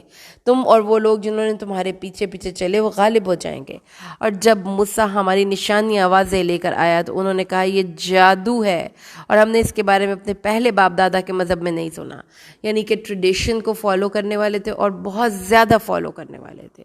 انہوں نے کہا حضرت موسیٰ نے، اللہ زیادہ جانتا ہے جو تم لائے ہو ہدایت کو، اور اس کے پاس سے جو علم ہے اللہ تعالیٰ کو سب پتہ ہے. اور کون ہے جو جس کے لیے عاقبت کا گھر ہے، بے شک ظالم فلاح نہیں پائیں گے. اللہ تعالیٰ نے فرمایا کہ ظالم فلاح نہیں پائیں گے. فرعون کی طرف آ گئے حضرت موسیٰ. فرعون نے کہا کہ میرے علاوہ کوئی معبود نہیں ہے. اب اپنے درباری حامان کو کہا کہ بھائی ایک بڑا سا مینار بناؤ، میں ذرا وہاں پہ کھڑا ہو کر موسیٰ کے الہ کو جھانکنا چاہتا ہوں. تو آپ ان کی سوچوں کی چھوٹا پن دیکھیں، بچوں والی سوچ ہے. یہ وسیع ہے ہی نہیں سوچنا کہ اللہ کی کائنات اتنی وسیع و عریض ہے، میں کیسے اللہ کو دے سکتا ہوں. اور ویسے بھی مجھے موسیٰ تو جھوٹوں سے نظر آتا ہے. تو تکبر نے اس کو وہ سب کچھ کہلوایا جو وہ پیچھے کہہ رہا تھا. تکبر، ناحق تکبر، کیونکہ تکبر بنتا نہیں تھا نا ان کا. ہر چیز پر وہ اللہ پر عاجز تھے. اس نے اور اس کے لشکر نے زمین میں ناحق تکبر کیا، اور انہوں نے یہ سوچ لیا، سمجھ لیا کہ وہ ہماری طرف نہیں لوٹائے جائیں گے. ہم نے اس کو اور اس کے لشکروں کو پکڑ لیا. فَأَنَّبَذْنَاهُ، ہم نے ان کو پھینک دیا، فِي الْيَمِّ، دریا میں. نبذ، فَانظُرْ كَيْفَ كَانَ عَاقِبَةُ الظَّالِمِينَ، دیکھو ظالموں کا انجام کیسے ہوتا ہے. آگے اللہ تعالیٰ نے فرمایا اور ہم نے ان کے لیے ایسے ائمہ بنائے جو ان کو آگ کی طرف بلاتے ہیں، یعنی کہ قیامت والے دن ان کو آگ کی طرف بلائیں گے اور وہ مدد نہ دیے جائیں گے. وہ کون سے ائمہ ہیں؟ ائمہ جس کی پیروی کی جائے، جس کی اقتداء کی جائے. تو اللہ تعالیٰ نے فرمایا کہ کچھ لوگ ہیں جو جنت کے راستے کی طرف بلاتے ہیں، اور کچھ لوگ ہیں جو دوزخ کے راستے کے ائمہ ہیں. اور ہم نے دنیا میں بھی ان کے پیچھے لعنت لگا دی ہے، اور قیامت کے دن وہ مقبوحین میں بدحال لوگوں میں ہوں گے. کون سے لوگ؟ جو کہ قیامت کو اور اللہ تعالیٰ کو اور اس کے نبیوں اور فرشتوں کو نہیں مانتے اور جھٹلا دیتے ہیں. تو ایسے لوگ کیا کریں گے؟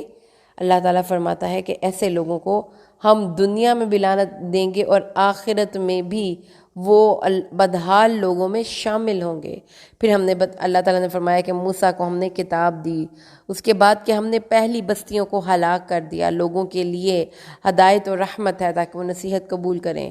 جی ہم پہنچ چکے ہیں 44 آیت پر، جس میں کہ اللہ تعالیٰ نے فرمایا کہ اے نبی اس وقت جب موسیٰ کو وحی مل رہی تھی، آپ اس وقت وہاں پہ موجود نہیں تھے، تو اس لیے ہم نے آپ کو یہ باتیں بتائی ہیں تاکہ آپ ان کو یاد کریں. ہم نے کئی نسلیں پیدا کی اور ان پر لمبی مدت گزر گئی. تو نہ اہل مدین میں رہنے والا تھا کہ جب ان کے سامنے ہماری آیات پڑھتا ہو، لیکن ہم ہی نبی بھیجنے والے ہیں. ٹھیک ہے؟ تو اللہ تعالیٰ نے فرمایا کہ نبیوں کی آمد کا سلسلہ پے در پے چل رہا ہے. اے نبی آپ کو ان کے کسی حالات کا نہیں پتہ، یہ ہم آپ کو بتائیں گے. یعنی رسول صلی اللہ علیہ وسلم کے علم غیب کی نفی ہو رہی ہے کہ جو پرانی ماضی کی باتیں تھیں یا نبی آپ کو ہم نے بتائیں. نہ آپ وہاں پر اس وقت موجود تھے اور نہ ہی آپ کو ان باتوں کی صحیح رپورٹنگ کرنی آتی ہے. آپ صرف اللہ کی طرف سے ڈر سنانے والے ہیں. اور اگر یہ نہ ہوتا کہ انہیں اس کی وجہ سے کوئی مصیبت پہنچے گی جو ان کے ہاتھوں نے آگے بھیجا، تو کہیں گے اے ہمارے رب تو نے ہماری طرف کوئی رسول کیوں نہ بھیجا کہ ہم تیری آیات کی پیروی کرتے اور ایمان لانے والوں میں سے ہو جاتے. سے دو باتیں پتہ چلتی ہیں کہ مصیبت ہمارے اپنے ہاتھوں کی کمائی سے آتی ہے، اور دوسری بات یہ کہ جو کوئی رسول کی بات نہیں سنتا اس پہ مصیبت آنا، اس کی زندگی میں مصیبت کا آ جانا کوئی بڑی بات نہیں ہے. آگے آئیے آیت نمبر 48 پہ. اور جب ان کے پاس ہمارے پاس سے حق آ گیا تو انہوں نے کہا ہمیں کیوں نہ دیا گیا مثل اس کے جو موسیٰ کو دیا گیا. اولم یکفروا بما اوتی موسیٰ من قبل، کیا اس سے پہلے ان کو اس چیز کے بارے میں انہوں نے کفر نہیں کیا تھا جو موسیٰ کو دیا گیا تھا. انہوں نے کہا تھا یہ 2 جادوگر ہیں جو زمین میں فساد مچانے کے لیے آئے ہیں. اے نبی کہہ دیجئے لاؤ کوئی کتاب اللہ کے پاس ہے جو ہماری کتاب سے زیادہ ہدایت یافتہ ہو تو ہم اس کی پیروی کریں اگر آپ سچے ہیں، اور اگر وہ آپ کو نہیں سنتے تو جان لو کہ وہ اپنی خواہشوں کے پیچھے چل رہے ہیں، اور اس شخص سے بڑھ کر ظالم کون ہے جس نے اپنی خواہشوں کو ہی اپنا معبود بنا لیا ہو اور اس کو اللہ کی طرف سے کوئی ہدایت نہیں آئی۔ تو اللہ تعالیٰ پھر ایسے قوم کو، ظالموں کی قوم کو ہدایت نہیں دیتا۔ تو اپنی خواہش کو بھی بعض لوگ معبود بنا لیتے۔ معبود وہ جس کی عبادت کی جائے، معبود جس کی اطاعت کی جائے، معبود جس سے محبت کی جائے، معبود جس کی بات مانی جائے، تو وہ اپنی خواہش کے پیچھے ہی چلتے ہیں۔ اللہ تعالیٰ نے فرمایا یقیناً ہم نے پے در پے بات پہنچائی تاکہ وہ نصیحت حاصل کریں، اور وہ لوگ جن کو ہم نے اس سے پہلے کتاب دی وہ اس کے ساتھ ایمان لاتے ہیں۔ کون؟ جو بھی اللہ تعالیٰ نے اس کے ساتھ، اللہ تعالیٰ نے فرمایا ہے کہ کچھ لوگ ایسے ہیں جو اس پر ایمان لاتے ہیں، اور جب ان پر ہماری نشانیاں یعنی کہ آیات پڑھی جاتی ہیں تو اس پر ایمان لاتے ہیں اور کہتے ہیں کہ یہ ہمارے رب کی طرف سے حق ہے، اور ہم اس سے پہلے ہی اس کے فرما بردار تھے اور اس کے مطیع تھے۔ یہ وہ لوگ ہیں جن کو ان کا اجر دگنا دیا جائے گا ان کے صبر کے سبب، اور اس لیے کہ وہ اچھائی کے ساتھ برائی کو دور کرتے تھے اور اس سے جو ہم نے ان کو رزق دیا ہے وہ خرچ کرتے تھے۔ تو اللہ تعالیٰ نے بتا دیا کہ جب جو لوگ اللہ تعالیٰ کے ہاں ڈبل اجر کے مستحق ہوں گے وہ کون سے لوگ ہیں؟ نمبر 1 وہ جو کہ اپنی برائی کو اچھائی سے چینج کرتے ہیں۔ تو اس کی 2 فارمز ہیں کہ کوئی آپ کے ساتھ برائی کرتا ہے تو آپ نے اس کے ساتھ اچھے طریقے سے بیہیو کرنا ہے۔ دوسری فارم یہ ہے کہ اگر آپ سے خود برائی ہوئی ہے اپنے اوپر تو آپ نے اس کے بعد اچھائی کر کے اس کو بیلنس کرنے کی کوشش کرنی ہے، کیونکہ ایک طرف برائیاں ہوں گی تو ایک طرف اچھائیاں ہوں گی، تو برائی کو اچھائی بیلنس کر دے گی۔ اور وہ خرچ کرتے ہیں، اور جب وہ کوئی لغو سنتے ہیں تو اس سے اعراض کرتے ہیں اور کہتے ہیں ہمارے لیے ہمارے اعمال ہیں، تمہارے لیے تمہارے اعمال ہیں، تم پر سلامتی ہو، ہم جاہلوں جیسے نہیں ہو سکتے، ہم جاہلوں جیسے نہیں ہو سکتے۔ تو لغو بات کے بعد وہ سلام کہہ کر اس راستے سے نکل جاتے ہیں، ٹھیک ہے؟ تو یہ بات ضروری ہے کہ ہم بلا ضرورت الجھے نہ، جھگڑے نہ، اور یہ بھی قرآن والا اخلاق ہے کہ بحث میں نہیں پڑنا۔ اے نبی آپ اس کو ہدایت نہیں دے سکتے جس کو آپ محبوب رکھتے ہیں، لیکن اللہ ہدایت دیتا ہے جس کو چاہتا ہے، اور وہ زیادہ جانتا ہے ہدایت یافتہ لوگوں کو۔ اور انہوں نے کہا اگر ہم ان نتبع الہدا معک، آیت نمبر 57، نتخطف من ارضنا، اور جو اہل مکہ تھے انہوں نے کہا اگر ہم تمہارے پیچھے چلیں گے تو ہمیں ہماری زمین سے نکال دیا جائے گا، یعنی ان کا یہ خیال تھا کہ ہماری جو دنیاوی مقام ہے وہ کم ہوتا ہے نبی کے پیچھے چلنے سے، اس لیے ہمیں اپنے کمپرومائز ویسٹڈ انٹرسٹ پہ کمپرومائز نہیں کرنا چاہیے۔ تو اللہ تعالیٰ نے فرمایا کہ ہم نے ان کو جگہ نہیں دی تھی، حرم میں امن والی جگہ تھی جس میں بہت سے پھل آتے تھے ہمارے پاس سے اور رزق تھا، لیکن اکثر اس بات کو نہیں جانتے۔ تو دنیا بھر کے پھل وہاں پر آتے ہیں، وہاں پر دنیا بھر کے لوگ اور زائرین آتے ہیں، تو اللہ تعالیٰ نے ان کی معیشت کو کھلا اور فراخ کیا تھا نا، تو اگر اللہ کے لیے اپنا کچھ دنیا چھوڑ دیتے تو ان کو آخرت مل جاتی، لیکن اکثر لوگوں کو یہ چیز ان کے ذہن میں نہیں بیٹھتی۔ آگے اللہ تعالیٰ نے فرمایا کتنی ہی بستیاں وَكَمْ أَهْلَكْنَا مِنْ قَرْيَةٍ بَطِرَتْ مَعِيشَتَهَا، اپنی معیشت پر اتراتی تھیں، اور یہ ہیں ان کے مسکن کے، ان کے بعد تھوڑے ہی لوگوں کے علاوہ کوئی وہاں پہ بسا ہی نہیں۔ وَكُنَّا نَحْنُ الْوَارِثِينَ، اور ہم سب سے بہتر وارث ہوئے۔ سمجھ آگئی جی؟ اللہ تعالیٰ نے فرمایا ہے کہ کتنی ہی بستیاں تھیں جو اپنی معیشتوں پر اتراتی تھیں، باطرت، بطر مطلب شیخیاں مارتی تھیں، اور یہ کہتی تھیں کہ ہم کیا، تو یہ چھوٹے پن ہے۔ اللہ تعالیٰ نے فرمایا کیا ان کو مل گیا، کوئی بادشاہت مل گئی، کوئی تھوڑا سا ان کو پیسہ ہی مل گیا نا، اب ان کے مسکنوں کو جا کر دیکھو کہ ان کے بعد کوئی بھی نہیں وہاں پہ بسا، اور ہم وارث ہوئے ہیں۔ یہ ہے تیرا رب، کسی بھی بستی کو ہلاک نہیں کرتا یہاں تک کہ حجت تمام کر کے وہاں پہ رسول بھیج دے جو ان پر ہماری نشانیاں پڑھ کر سنائے، اور ہم کسی بھی بستی والوں کو نہیں ہلاک کرتے اس حالت میں کہ اس کے رہنے والے جو ہیں وہ ظالم ہوں، یعنی اس کے رہنے والے اگر ظالم نہ ہوں تو وہ بستیاں ہلاک نہیں ہوتی۔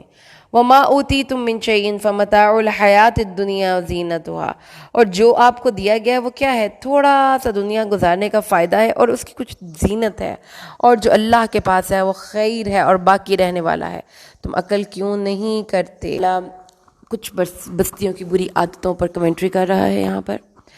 اللہ تعالیٰ نے بتایا کہ کچھ لوگ ایسے ہوتے ہیں جن کو کہ دنیا میں کچھ مل جاتی ہے نا، تھوڑی سی زینت، متاع، فائدہ، تو وہ اس پہ اتراتے ہیں بہت۔ اللہ تعالیٰ نے فرمایا کہ کیا جو کچھ بھی تمہارے پاس ہے وہ تھوڑی سی دنیا کی زندگی ہے اور زینت ہے، اللہ کے پاس بہت بڑے خزانے ہیں، تم عقل کیوں نہیں رکھتے؟ اللہ تعالیٰ نے فرمایا کہ قیامت کے دن جس بندے کو اللہ کی طرف سے وعد حسنہ ملے اور وہ اس حالت میں اللہ سے ملے کہ اللہ اس سے راضی ہو، وہ شخص جس کو صرف دنیا کی زندگی کا فائدہ ملا ہو اور اس کو آخرت سے کچھ حصہ نہ ملے، وہ دونوں برابر ہو سکتے ہیں؟ اپنی عقلوں کا استعمال کرو، وہ دونوں برابر نہیں ہو سکتے۔ جس دن ہم ان کو بلائیں گے فَيَقُولُ أَيْنَ شُرَكَائِيَ الَّذِينَ كُنتُمْ تَزْعُمُونَ، آیت نمبر 62 ہے القصص کی۔ اللہ تعالیٰ بلائے گا تو کہے گا بلاؤ میرے ان شریکوں کو جن کے بارے میں تمہیں دعویٰ تھا۔ تو وہ لوگ جن پر ہماری بات سچ ثابت ہو چکی ہوگی وہ کہیں گے هَؤُلَاءِ الَّذِينَ أَغْوَيْنَاهُمْ كَمَا غَوَيْنَا، جن پر دوزخ جانا ثابت ہو چکا ہوگا نا، وہ کہیں گے ہم بھی گمراہ تھے، ہمارے فالوورز بھی گمراہ تھے، ہم گمراہ لوگوں کے پیچھے چلتے تھے۔ اس لیے جو ان کا گناہ ہے ان سے ہم بیزار ہیں، ہم نے گناہ کیا اس میں کوئی شک نہیں، لیکن یہ اپنا گناہ ہمارے سر پہ نہ ڈالیں، ڈیفیژن آف رسپانسبلٹی نہ کریں، اپنی ذمہ داری اٹھائیں کہ بھئی ہم بھی غلط تھے اس لیے ہم ان کے پیچھے چلے اور ہمیں ان کی باتیں اٹریکٹ کی، ورنہ ان کے پاس اچھے لوگ بھی موجود تھے۔ تو انہوں نے انکار کر دینا وہاں پہ، بھائی جا کر صاف بے وفائی کر دینی، انہوں نے کہنا نہ یہ ہمارے فالوورز تھے اور نہ ہم ان کے کسی عمل کی ذمہ داری قبول کرتے ہیں۔ اور کہا جائے گا، اب اللہ تعالیٰ فرمائے گا ہاں اب ان کو بلاؤ جن کے بارے میں تمہیں دعویٰ ہے۔ وہ ان کو بلاتے رہیں گے، وہ جواب بھی نہیں دیں گے۔ In the time of mobile phone, mobile پہ کال ہوتی رہی، انہوں نے بیل ریسیو نہیں کی، جب عذاب دیکھ لیں گے تو پھر وہ خواہش کریں گے کاش کہ وہ ہدایت یافتہ ہوتے۔ تو یہ حسرتیں ہیں، یہ بڑے موقعوں پر حسرتیں برداشت کرنی پڑیں گی اگر آج آنکھیں نہ کھولیں۔ پھر وہ دن جب ان کو آواز دے کر پکارے گا تو لوگوں سے پوچھے گا تم نے رسولوں کو کیا جواب دیا؟ فَعَمِّيَتْ عَلَيْهِمُ الْأَنْبَاءُ، ان سے سب خبریں تاریک ہو جائیں گی۔ وَهُمْ لَا يَتَسَاءَلُونَ، سے وہ ایک دوسرے سے بھی نہیں پوچھیں گے۔ تو پیپر والی بات آ گئی کہ سوال ذہن سے بھی نکل گیا اور نقل مارنے کا بھی کوئی چانس نہیں اب۔ تو کیا ہوتا ہے جب ایسی کنڈیشن ہو جائے تو فیل ہونا یقینی ہے نا۔ جو توبہ کرے گا، ایمان لائے گا، عمل صالح کرے گا، یہ لوگ فلاح پانے والے ہیں۔ اس بات کو کوئی یاد رکھیے، قرآن کہتا ہے نجات عمل صالح کی بنیاد پر ہے۔ اس لیے جو شرک کر کے دنیا سے جاتا ہے پھر وہ یاد رکھے کہ بڑا ہارڈ ٹائم اس کو ملنے والا ہے وہاں پہ۔ اللہ تعالیٰ نے فرمایا تمہارا رب یخلق کو پیدا کرتا ہے جو وہ چاہتا ہے اور وہ خود چنتا ہے۔ یعنی اللہ تعالیٰ کو پتہ ہے کہ کس کو کس کام کے لیے منتخب کرنا ہے۔ ایک آپ اپنے آپ کو CVیاں بھیج کے کوالیفائی کروا رہے ہیں، کہیں پہ اللہ تعالیٰ کی سلیکشن ہو رہی ہے، اور کسی انسان کی بس میں نہیں کہ وہ خود کو خود سلیکٹ کر لے نیکی کے لیے، پیغمبر بننے کے لیے۔ یہ اللہ کے عطا ہے۔ سبحان اللہ عما یشرکون، اللہ اس سے بہت بلند ہے جو وہ شرک کرتے ہیں۔ وَرَبُّكَ يَعْلَمُ مَا تُكِنُّ صُدُورُهُمْ وَمَا يُعْلِنُونَ، اور تمہارا رب جانتا ہے جو سینوں میں چھپے ہوئے ہے اور جو سینوں کے اندر سے باہر نکل آیا ہے، ظاہر ہو گیا ہے۔ What is revealed and what is concealed، سب اللہ کے علم میں ہے۔ وَهُوَ اللَّهُ لَا إِلَٰهَ إِلَّا هُوَ، اللہ ایک معبود ہے، اس جیسا کوئی نہیں۔ لَيْسَ كَمِثْلِهِ شَيْءٌ لَهُ الْحَمْدُ فِي الْأُولَىٰ وَالْآخِرَةِ، پہلے اور بعد میں اس کے لیے حمد ہے۔ وَلَهُ الْحُكْمُ وَإِلَيْهِ تُرْجَعُونَ، اور اس کے لیے حکم ہے اور تم اسی کی طرف لوٹ کر جانے والے ہو۔ سمجھ آ گئی؟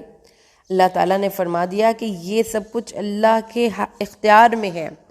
دنیا میں بھی لوگ اس کی حمد کرتے ہیں اور قیامت کے دن بھی حمد کل کے کل اللہ ہی کے لیے ہوگی۔ قُلْ أَرَأَيْتُمْ إِنْ جَعَلَ اللَّهُ عَلَيْكُمُ اللَّيْلَ سَرْمَدًا إِلَىٰ يَوْمِ الْقِيَامَةِ مَنْ إِلَٰهٌ غَيْرُ اللَّهِ يَأْتِيكُمْ بِضِيَاءٍ أَفَلَا تَسْمَعُونَ، اے نبی کہہ دیجئے اگر اللہ تمہارے اوپر قیامت کے دن تک سرمد ہمیشہ رات آ جائے تو دن کون چڑھائے گا؟ اور اگر سارا ٹائم دن رہے تو رات کون لائے گا جس میں تم سکون کر سکتے ہو؟ تو پھر اللہ نے اپنی نشانیاں بتائی ہیں، اپنی رحمت کی دلیل بتائی ہے، رات بھی اور دن بھی۔ اب اس پہ اصرار پہ ان چیزوں پہ اگر آپ غور کریں کہ رات کہاں سے آتی ہے، دن کہاں سے آتا ہے، پھر آپ کو زمین کی گردش پڑھنی پڑے گی، پھر آپ کو اس کی جو ٹائمنگ میں کمی ہے، دن چھوٹا ہوتے ہوتے بالکل چھوٹا ہو جاتا ہے، رات بڑی ہوتے ہوتے اتنی بڑی ہو جاتی ہے، یہ سب اللہ کی رحمت کی نشانیاں ہیں۔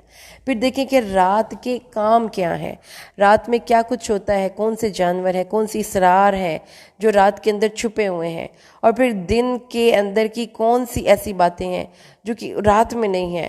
تو اللہ تعالیٰ نے فرمایا دن میں اللہ تعالیٰ نے اس لیے روشن کر دیا کہ تم اللہ کے فضل کو تلاش کرو، تمہیں کوئی بلب لگانا نہ پڑے، تمہیں کوئی ٹارچ نہ جلانی پڑے، یہ اللہ کی عطا ہے تاکہ تم شکر کرو۔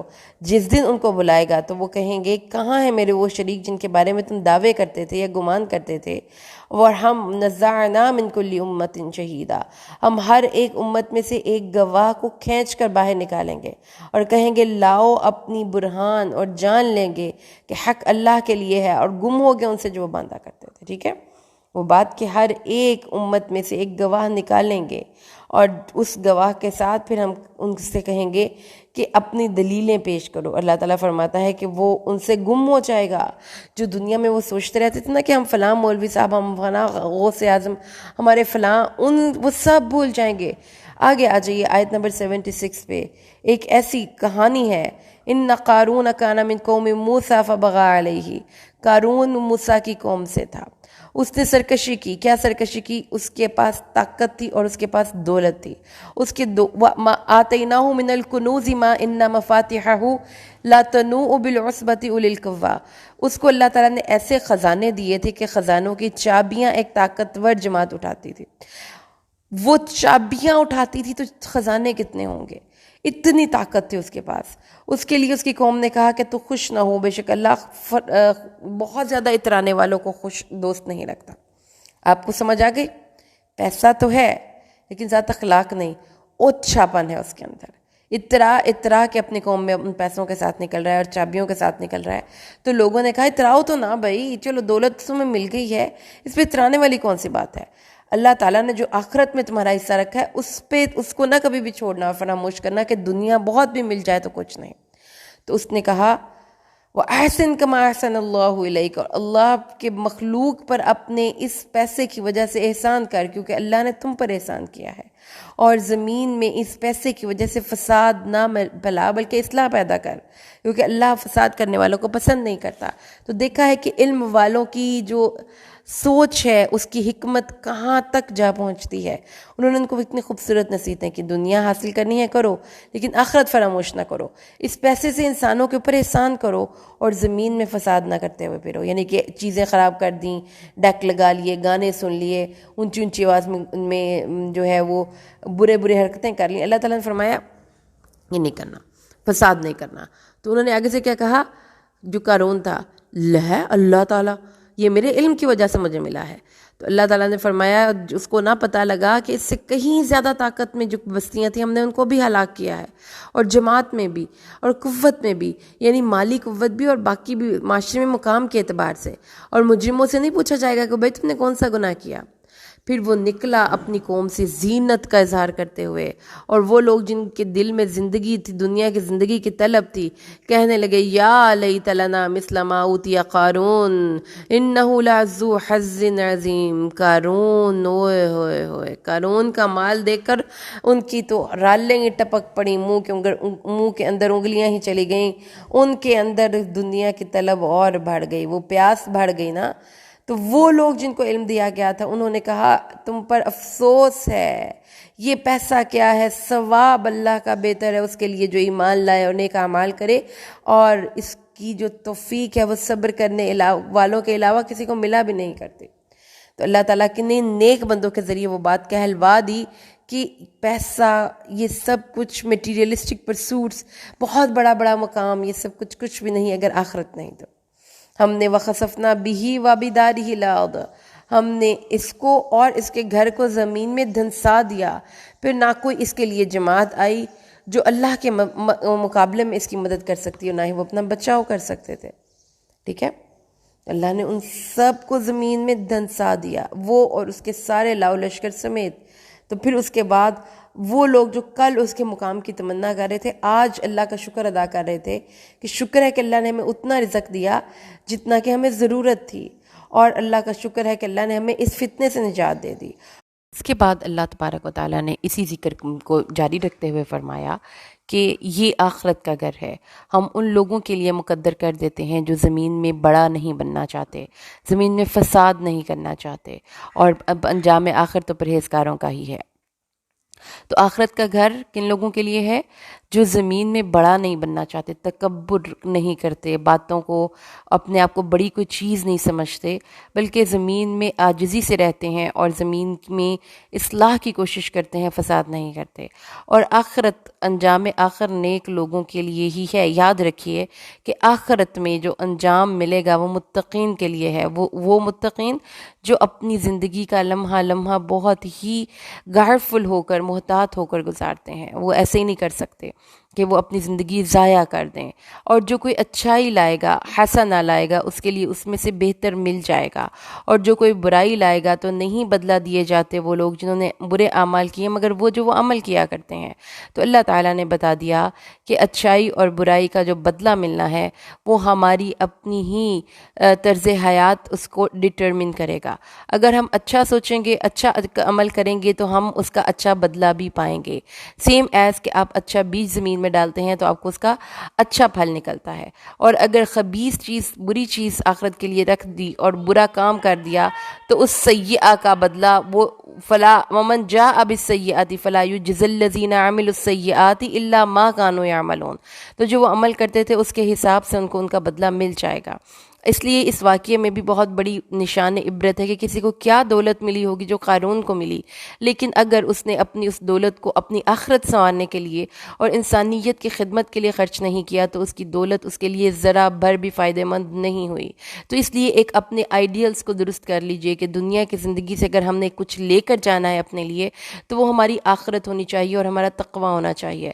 اور پھر دو لوگوں کا کنٹراسٹ آ گیا، ایک وہ لوگ تھے جو دنیا دار تھے، وہ دنیا کو دیکھ کر ان کے منہ میں بڑا پانی آتا ہے، کسی کی دولت، کسی کا مال، کسی کی حسن، کسی کی اس کے مقام، اس کی سلیبریٹی ہونا، اس کے لیے اس کی ساری چیزیں دوسرے انسانوں کے لیے بڑی اٹریکٹیو ہوتی ہیں۔ لیکن اللہ نے فرمایا کہ علم والے لوگوں کو اللہ تعالیٰ سمجھا دیتا ہے کہ دنیا میں آخر کار دنیا میں رہ کر کیا ہے ہمارے لیے ایک کامیابی یا ہمارے لیے ایک بینک بیلنس۔ آگے آجائے آیت نمبر 85 میں، ان الذی فرض علیک القرآن لرادک الی معاد قل ربی اعلم من جاء بالہدی ومن هو فی ضلال مبین۔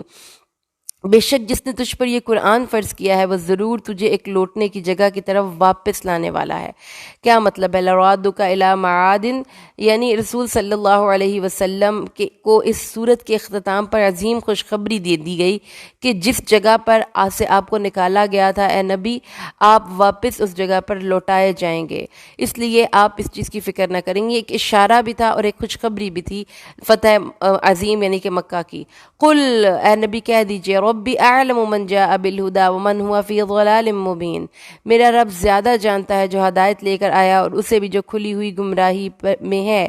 اس لیے اللہ تعالیٰ نے نبی صلی اللہ علیہ وسلم کو خوشخبری دے دینے کے بعد یہ بھی بتا دیا کہ ہدایت یا گمراہی یہ کسی انسان کے بس میں نہیں ہے، اللہ کو پتہ ہے کون ہدایت کا مستحق ہے اور کس کو گمراہی رکھنا ہے۔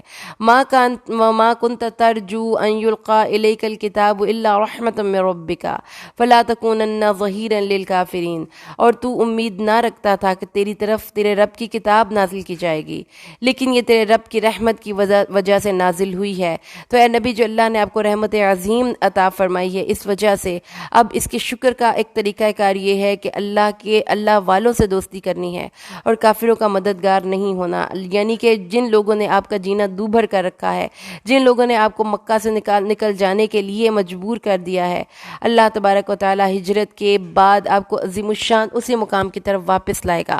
اور اس کے علاوہ اللہ نے اس سے پہلے آپ پر بہت سی رحمتیں نازل کیں، یعنی آپ کو اپنی طرف سے رحمت دی، آپ کو کتاب دی۔ تو اس لیے اے نبی آپ گمراہ لوگوں کی ہدایت کے ساتھ اور طرفدار نہ بن جائیے۔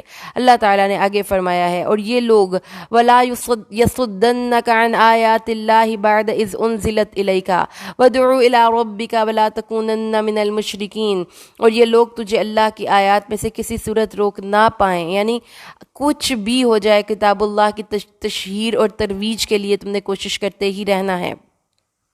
اور تم اپنے رب کی طرف بلاتے رہو اور مشرکوں میں سے نہیں ہونا۔ تو یہ ہے جو نبی صلی اللہ علیہ وسلم کی زندگی بھر کا مشن ہے جو اللہ نے ان کو بتا دیا کہ اپنی کیپیسٹی میں اس کتاب کے پیغام کو آگے پہنچانے کی ہر صورت کوشش کرنی ہے، اور کیسے بھی حالات کیوں نہ ہو تم نے اس کام سے پیچھے نہیں ہٹنا۔ اور اللہ فرماتا ہے وَلَا تَدْعُوا مَعَ اللَّهِ إِلَٰهًا آخر، اور آخر میں کیا ہے کہ آپ نے اللہ کے ساتھ کسی کو معبود نہیں بنانا۔ لا الہ الا ہو، اس کے علاوہ کوئی معبود برحق نہیں ہے۔ کل شیء ہالک الا وجہہ، کائنات کی ہر چیز کو فنا ہے سوائے اللہ کی عظیم الشان چہرے کے۔ لہ الحکم و الیہ ترجعون، اسی کی طرف تم سب کا لوٹ کر جانا ہے اور اسی کا حکم ہے۔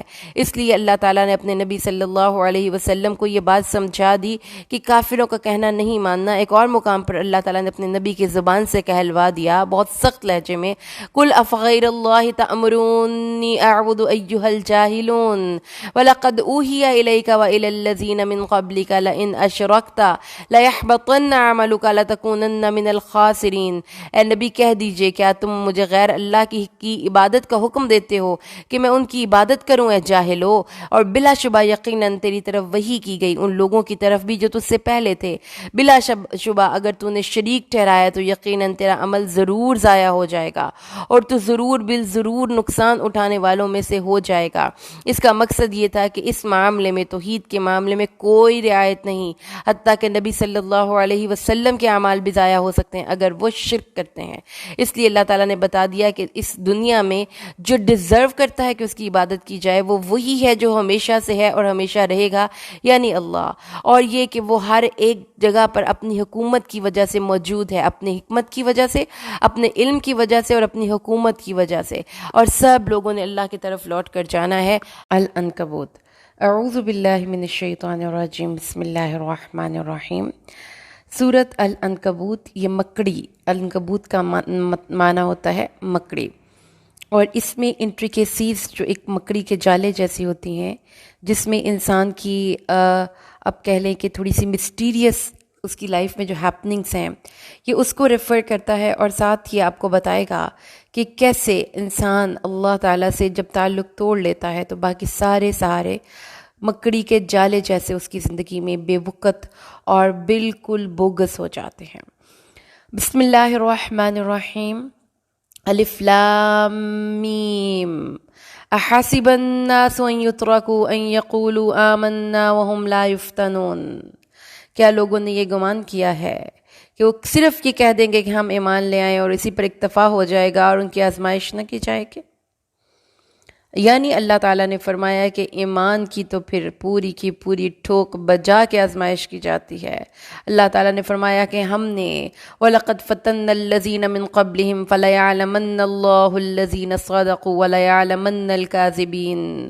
حالانکہ بلا شبہ یقیناً ہم نے ان لوگوں کی آزمائش کی جو ان سے پہلے تھے، سو اللہ ہر صورت ان لوگوں کو جان لے گا جنہوں نے سچ کہا، اور ان لوگوں کو بھی ہر صورت جان لے گا جو جھوٹے ہیں۔ خباب بن ارت بیان کرتے ہیں کہ ہم رسول صلی اللہ علیہ وسلم کے پاس شکایت لے کر گئے۔ اس وقت آپ خانہ کعبہ کے سائے میں ایک چادر کا تکیہ بنائے ہوئے تھے۔ ہم نے آپ سے کہا کہ آپ ہمارے لیے مدد کیوں نہیں مانگتے؟ آپ ہمارے لیے دعا کیوں نہیں کرتے؟ آپ نے فرمایا تم سے پہلے لوگوں میں آدمی کے لیے زمین میں گڑھا کھودا جاتا اور اسے زمین میں گاڑ دیا جاتا، پھر آرا لایا جاتا اور اس کے سر پر رکھا جاتا اور اس کو دو حصوں میں چیر دیا جاتا، اور لوہے کی کنگھیوں سے اس کا گوشت ہڈیوں سے نوچ دیا جاتا، اور یہ چیز اسے اس کے دین سے نہیں روکتی تھی۔ اللہ کی قسم یہ کام ضرور مکمل ہو کر رہے گا، یہاں تک کہ سوار صنعاء سے حضرموت تک چلے گا۔ اسے اللہ کے علاوہ کسی کا خوف نہیں ہوگا، یا اسے اپنی بھیڑ بکریوں کے متعلق خوف، بھیڑیے کا خوف اپنی بکریوں کے متعلق صرف بھیڑیے کا خوف ہوگا، لیکن تم بہت جلدی مطالبہ کرتے ہو۔ وَلَيَعْلَمَنَّ اللَّهُ الَّذِينَ صَدَقُوا، جنہوں نے اپنے ایمان کی صداقت پیش کی، اور اللہ تعالیٰ جان لے گا جھوٹوں کو۔ پھر اللہ آگے فرماتا ہے ام حسب الذین یعملون السیئات یسبقونا، کیا وہ لوگ جو برے کام کرتے ہیں انہوں نے یہ گمان کر لیا کہ وہ ہم سے سبقت لے جائیں گے؟ ساء ما یحکمون، وہ برا ہے جو وہ فیصلہ کر رہے ہیں، برا ہے جو وہ فیصلہ کر رہے ہیں۔ من کان یرجو لقاء اللہ فإن اجل اللہ لآت وهو السمیع العلیم، جو شخص اللہ سے ملنے کی امید رکھتا ہو تو بے شک اللہ کا مقرر وقت ضرور آنے والا ہے، وہی سب کچھ سننے والا، سب کچھ جاننے والا ہے۔ اللہ کا مقرر وقت ضرور آنے والا ہے، وہ بندے کی دعا کو اور اس کے عمل کو، کائنات کی ہر کام، ہر چیز کو سننے اور جاننے والا ہے۔ تو اللہ تعالیٰ نے ہمیں یہ بات سمجھائی، وَمَن جَاهَدَ فَإِنَّمَا يُجَاهِدُ لِنَفْسِهِ، اور جو کوئی اللہ کو راضی کرنے کی کوشش کرتا ہے، اللہ کے دین کے لیے کوشش کرتا ہے، مجاہد ہے، کوشش کرتا ہے، تو اللہ تعالیٰ کو اس کی کوشش کی کوئی ضرورت نہیں، اللہ تو بے پرواہ ہے۔ تو اگر آپ نمازیں پڑھتے ہیں، اللہ کو اس کا کوئی بینیفٹ نہیں، آپ صدقات کرتے ہیں، اللہ کو اس کا کوئی بینیفٹ نہیں، آپ رمضان کریم کے روزے رکھتے ہیں، آپ اپنے آپ کے ساتھ فیور کر رہے ہیں، کسی اور کے ساتھ فیور نہیں کر رہے۔ جس طرح کوئی بندہ ایکسرسائز کرتا ہے، وہ جو مجاہدہ کرتا ہے ایکسرسائز میں، اس کا فائدہ اس کے اپنے باڈی کو ہی ہوتا ہے، اس کا وہ کسی دوسرے کو تو وہ اپنی ایکسرسائز سے بنایا وہ باڈی دے نہیں سکتا۔ تو ایسے ہی انسان کی کوششیں اس کے اپنے فائدے اور بھلے کے لیے ہوتی ہیں، اور اس لیے اگر وہ کوئی عبادت کر رہا ہے تو اس کا فائدہ بھی اسی کو ہوگا۔ اور وہ لوگ جو ایمان لائے اور نیک اعمال کیے، لَنُكَفِّرَنَّ عَنْهُمْ سَيِّئَاتِهِمْ وَلَنَجْزِيَنَّهُمْ أَحْسَنَ الَّذِي كَانُوا يَعْمَلُونَ، اور جو لوگ ایمان لائے، انہوں نے نیک کام کیے، یقیناً ہم ان سے ان کی برائیاں ضرور دور کر دیں گے، اس عمل کی بہترین جزا دیں گے جو وہ کیا کرتے تھے۔ ٹھیک ہے، تو ایک بات یہاں پہ پتہ چل گئی ہمیں کہ اللہ تبارک و تعالیٰ نے یہ بات بتائی ہے کہ کوئی بندہ اگر وہ آپ یہ کسی کی بات سنتے ہیں نا کہ جو کہتا ہے کہ ہم نے وظائف کیے، ہم نے قرآن پڑھا، ہم نے نمازیں پڑھیں، تو ہماری زندگی میں کوئی پرابلمز نہیں ہیں، یہ اللہ تعالیٰ نے یہ اس چیز کی دلیل نہیں ہے کہ اللہ تعالیٰ آپ سے راضی ہے کہ آپ کی زندگی میں کوئی حادثے نہیں، کوئی بیماریاں نہیں، کوئی پریشانیاں نہیں۔ ہمارے مذہب میں جو کامیابی ہے نا وہ دل کا سکون ہے۔ ہاں، آپ کو پریشانی ہے تو آپ کا دل کتنا مضبوط ہے، اگر دل مضبوط ہے اور آپ کے دل میں اللہ تعالیٰ کی محبت مزید راسخ ہوئی ہے تو اس کا مطلب یہ ہے کہ یہ آپ کو اللہ کے قریب کرنے کے لیے تکلیف آئی تھی۔ لیکن اگر آپ اس کے بعد اللہ سے مزید دور ہو گئے ہیں جو پہلے ہی دور تھے تو اس کا مطلب یہ ہے کہ یہ آپ کے گناہوں کی سزا بن کے یہ چیز آپ پر نازل ہوئی ہے۔ تو اللہ تعالیٰ نے فرمایا ہے کہ دنیا میں لَقَدْ خَلَقْنَا الْإِنسَانَ فِي كَبَدٍ، دنیا کی زندگی میں تو آسانی نہیں ہے، ایک انسان مشقت پہ مشقت جھیلتا ہے اور پھر وہ اپنے اللہ سے ملتا ہے، اور دنیا کی زندگی میں کبد ہے، پریشانی ہے۔ تو اس لیے اس بات کو اپنے ذہن میں بٹھا کر اس دنیا کی زندگی جیا کیجئے کہ یہاں پہ ہارٹ بریکس بھی ہوں گے، یہاں پہ بیماریاں بھی ہوں گی، یہاں پر آپ کی اچھی انٹینشنز پہ لوگ آپ کو شاباش بھی نہیں دیں گے، یہاں پہ کوئی اپریسیشن نہیں ہوگی، آپ کے دل قدم قدم پہ ٹوٹیں گے، آپ کو قدم قدم پہ جو ہے لوگوں کی باتیں سننی پڑیں گی، کبھی آپ کے پاس فائنینشیل پرابلمز آ رہی ہیں، کبھی بیماریاں ہیں، کبھی کسی کا کوئی حادثات ہو گئے ہیں۔ دنیا کی زندگی ایسے ہی چلے گی۔ کوئی آپ دیکھ لیں نا، ایک دفعہ بیٹھ کر کسی کا کوئی بیماری میں مبتلا ہے، کوئی کسی اور وجہ سے آزمایا گیا ہے، کوئی اسی رشتے جس رشتے سے آپ خائف اور نالا ہے، کوئی بندہ اسی رشتے کے لیے ترس رہا ہے۔ تو اس طرح سے اللہ تعالیٰ نے فرمایا کہ اس طرح بس اس مشکل زندگی میں پل صراط پر کی طرح یہاں پر بس بیلنس رکھ کے گزرتے ہی چلے جائیے۔ اور اللہ تعالیٰ آگے فرماتا ہے کہ نیک اعمال کرو گے تو تمہیں اس کا اجر ملے گا، برے کام کرو گے تو تمہیں اس کی سزا ملے گی۔ یہ سمپل سا فارمولا ہے، اس میں کوئی راکٹ سائنس نہیں ہے کہ آپ اس کی اپنی آنکھوں سے اس کا آبزرویشن بھی کر سکتے ہیں کہ اگر آپ زمین میں ایک کانٹے دار جھاڑیاں بوئیں گے تو وہ اس میں سے پھل وہی نکلے گا، تو محنت کرنی پڑے گی میٹھے پھل کے لیے، اس کے لیے پانی دینا پڑے گا۔ تو یہ جو فلاح کا لفظ ہے نا، وہ فلاح کہتے ہیں کسان کو، تو اپنی کھیتیوں پر محنت کرتے چلے جائیں۔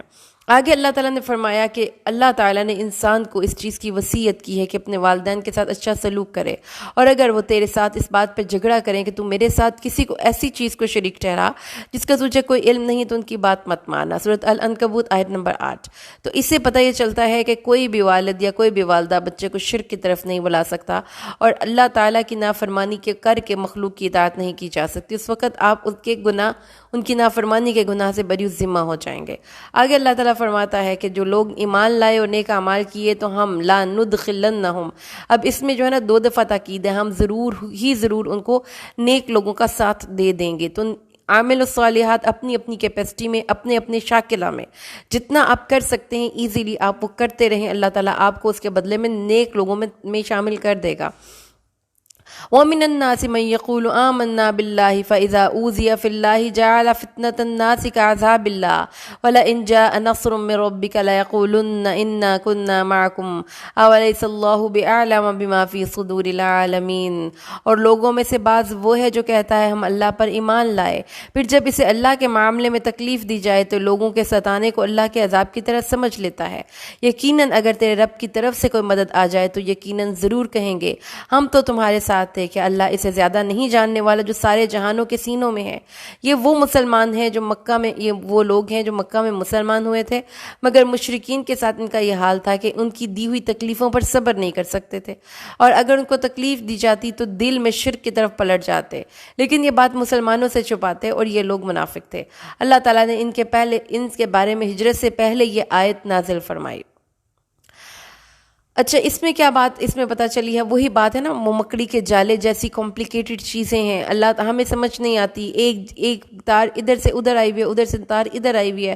اللہ تعالیٰ نے فرمایا اس بات کو سمجھیے کہ تم اللہ تعالیٰ کے راستے میں تکلیفیں برداشت کرنی ہی پڑیں گی، اور ایسا نہیں ہو سکتا کہ تمہیں بغیر تکلیفیں برداشت کیے اللہ تعالیٰ کی رحمت مل جائے۔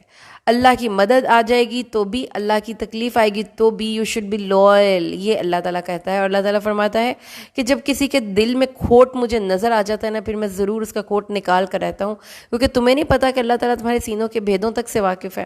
اللہ تعالیٰ اس لیے تمہیں تکلیف پہنچاتا ہے کہ اللہ تعالیٰ مومنوں کو بھی اس میں ممیز کر لے، معلوم کر لے، وَلَيَعْلَمَنَّ الْمُنَافِقِينَ، اور اللہ منافقوں کا بھی کے نفاق کا پردہ بھی چاک کر دے، کیونکہ ایسی آزمائشیں انسان کے ایمان کی ثابت قدمی یا تو ظاہر کر دیتی ہیں یا بالکل ہی اس کو پیچھے کی طرف لے جاتی ہیں۔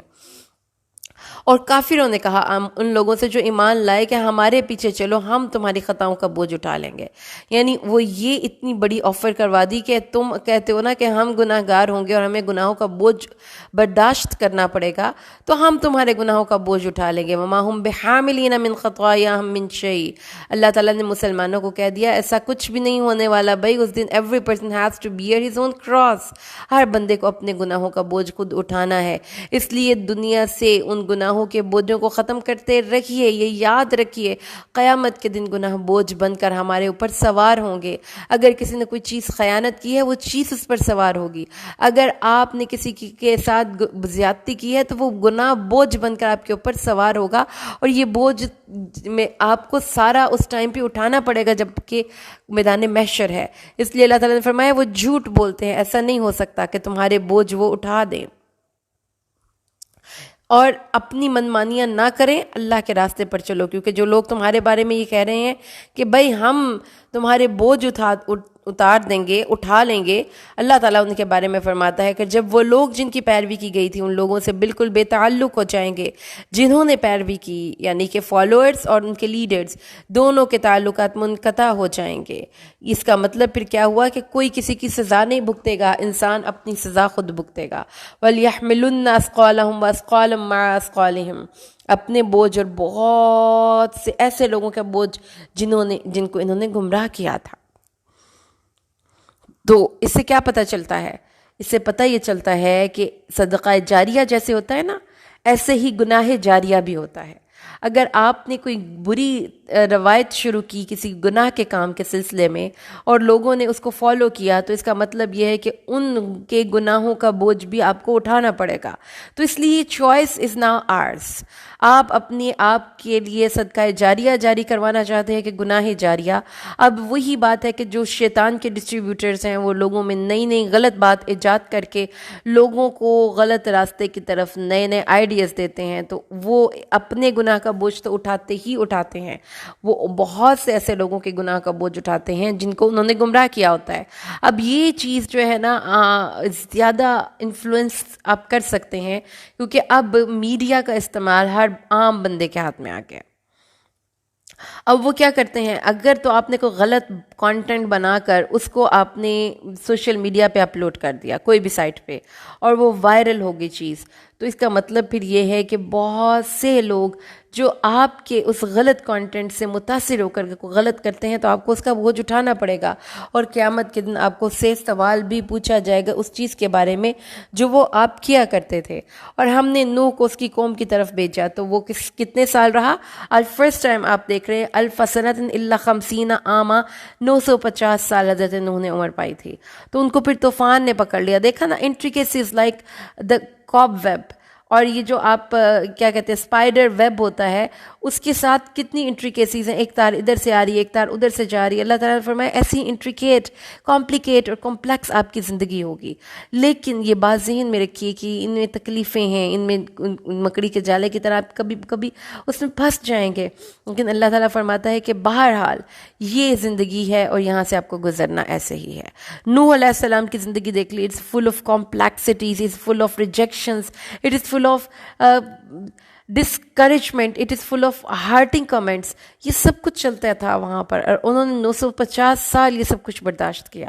پھر اللہ تعالیٰ نے ان پر طوفان بھیج دیا اور وہ ظالم تھے، اور ہم نے کشتی والوں کو نجات دی اور اس کو جہان کے لوگوں کے لیے نصیحت بنا دیا۔ ابراہیم، جب انہوں نے اپنی قوم سے کہا اللہ کی عبادت کرو اور اسی کی پرہیزگاری اختیار کرو، یہ تمہارے لیے بہتر ہے اگر تم جانتے ہو، تم اللہ کو چھوڑ کر جن کو عبادت کرتے ہو ان کو تم نے نام دے رکھے ہیں دیویوں جیسے، اور تم جھوٹ باندھتے ہو، بے شک وہ لوگ جن کی تم اللہ کے علاوہ عبادت کرتے ہو وہ تمہارے لیے رزق کے مالک نہیں، تو تم اللہ سے ہی رزق تلاش کرو، اسی کی عبادت کرو، اسی کا شکر ادا کرو، تاکہ کیونکہ تم نے اسی کی طرف لوٹ کر جانا ہے۔ تو سب سے بڑی بات یہ ہے کہ پیسہ تو ایک سائٹ پہ رہنے دینا، وہ آپ کو امپلائر دیتا ہے، رزق یعنی آپ کے پھل، آپ کی کھیتیاں، آپ کے درخت، یہ سب کون دیتا ہے؟ اللہ دیتا ہے۔ تو اللہ تعالیٰ کا شکر کرو نا، پھر اس کے رزق کے ملنے پر تم بجائے اس کے کہ اس کا شکر ادا کرو، اسی کا رزق اس کی شریکوں کے آگے رکھ دیتے ہو۔ تو آپ اگر تم جھٹلاؤ تو تم سے پہلے کئی امتیں جھٹلا چکی ہیں۔ اللہ تعالیٰ نے فرمایا کہ ریجیکشن یہ کوئی نئی بات نہیں ہے، رسولوں کے پیغام کو ریجیکٹ کیا ہی گیا ہے، اس کی تکذیب کی ہی گئی ہے، اس کو جھٹلایا جا چکا ہے، اور ہمارے رسول کوئی پولیس بن کے اب تمہارے سر پہ کھڑے نہیں ہو جائیں گے، ان کا کام تمہیں ایک اچھی بات پہنچانا ہے، اب تم نے ماننی ہے تو مانو، نہیں ماننی تو تم اللہ کے کاغذوں میں فارغ ہو۔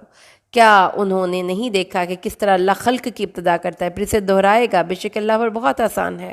یعنی اللہ تعالیٰ کیسے چھوٹے سے بچے کو کبھی آپ دیکھیں، آج جا کر آپ نے دیکھنا ہے کہ ایمبریولوجی کی کیسے فیلڈ ہے، اور کیسے وہ ایک مننے سے، ٹائنی سے، ایک آپ کہہ لیں نطفے سے وہ کہاں پہنچتا ہے۔ تو اللہ تعالیٰ ہے جو یہ سارے کام کرتا ہے، اور اللہ تعالیٰ پھر اس کو مرنے کے بعد دوبارہ اٹھائے گا، اور اللہ کو یہ کرنا مشکل نہیں کہ ایک چیز جو بالکل صفر تھی ہی نہیں اس کو بنا دیا، تو بنی ہوئی چیز کو دوبارہ بنانا کون سا مشکل ہے؟ کہہ دیجئے سیر کرو زمین میں۔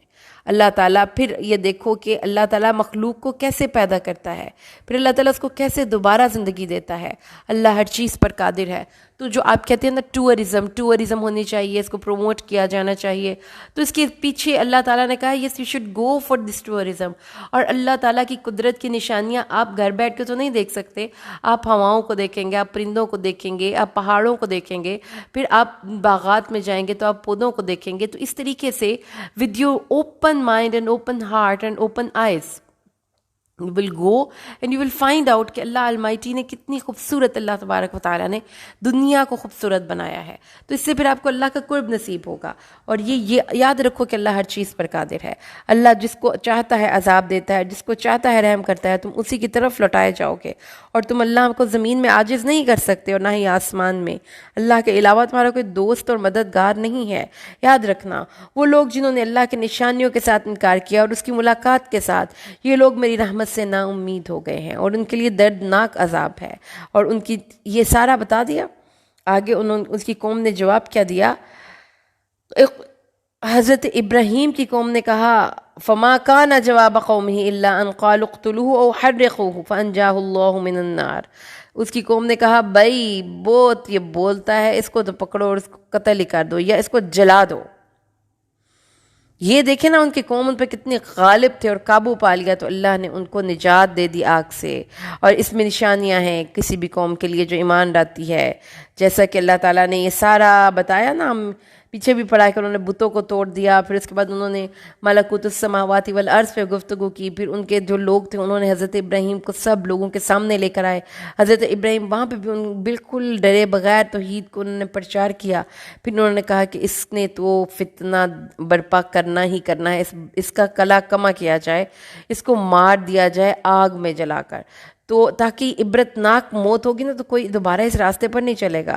لیکن اللہ تعالیٰ نے آگ کو بھی ٹھنڈا کر دیا، اللہ تعالیٰ نے آگ سے بچا لیا، اور دوسری جگہ پہ صراحت کے ساتھ فرمایا قُلْنَا يَا نَارُ كُونِي بَرْدًا وَسَلَامًا عَلَىٰ إِبْرَاهِيمَ۔ اللہ تعالیٰ نے فرمایا کہ آگ میں پھینک کر اللہ تعالیٰ نے آگ کو یہ حکم دیا کہ آگ سلامتی والی اور ٹھنڈی ہو جا۔ اس کے بعد ایک حدیث میں آتا ہے کہ آپ اس دوران یہ پڑھ رہے تھے حسبنا اللہ ونعم الوکیل حضرت ابراہیم، اور کہا کیا، حضرت ابراہیم نے کہا کہ اس نے بات بھی یہی ہے کہ تم نے اللہ کے سوا بت بنائے ہیں، اور دنیا کی زندگی میں آپس کی دوستی کی وجہ سے پھر قیامت کے دن تم میں سے بعض کا انکار کرے گا، اور تم میں سے بعض پر لعنت کرے گا، اور تمہارا ٹھکانہ آگ ہے۔ سمجھ آ گئی جو ہم پیچھے پڑھ کے آئے تھے کہ فالوورز اور لیڈرز دونوں جب جہنم میں جائیں گے تو جو وہ ہوں گے آپس میں ایک دوسرے کو لعن طعن کریں گے، ایک دوسرے اپنی ذمہ داری جو ہے وہ بلیم گیم کرنی شروع کر دیں گے۔ تو اللہ تعالیٰ نے کہ نبی نے فرمایا یہ تم نے کرنا ہے، اس لیے ابھی دنیا میں اللہ کو مان لو۔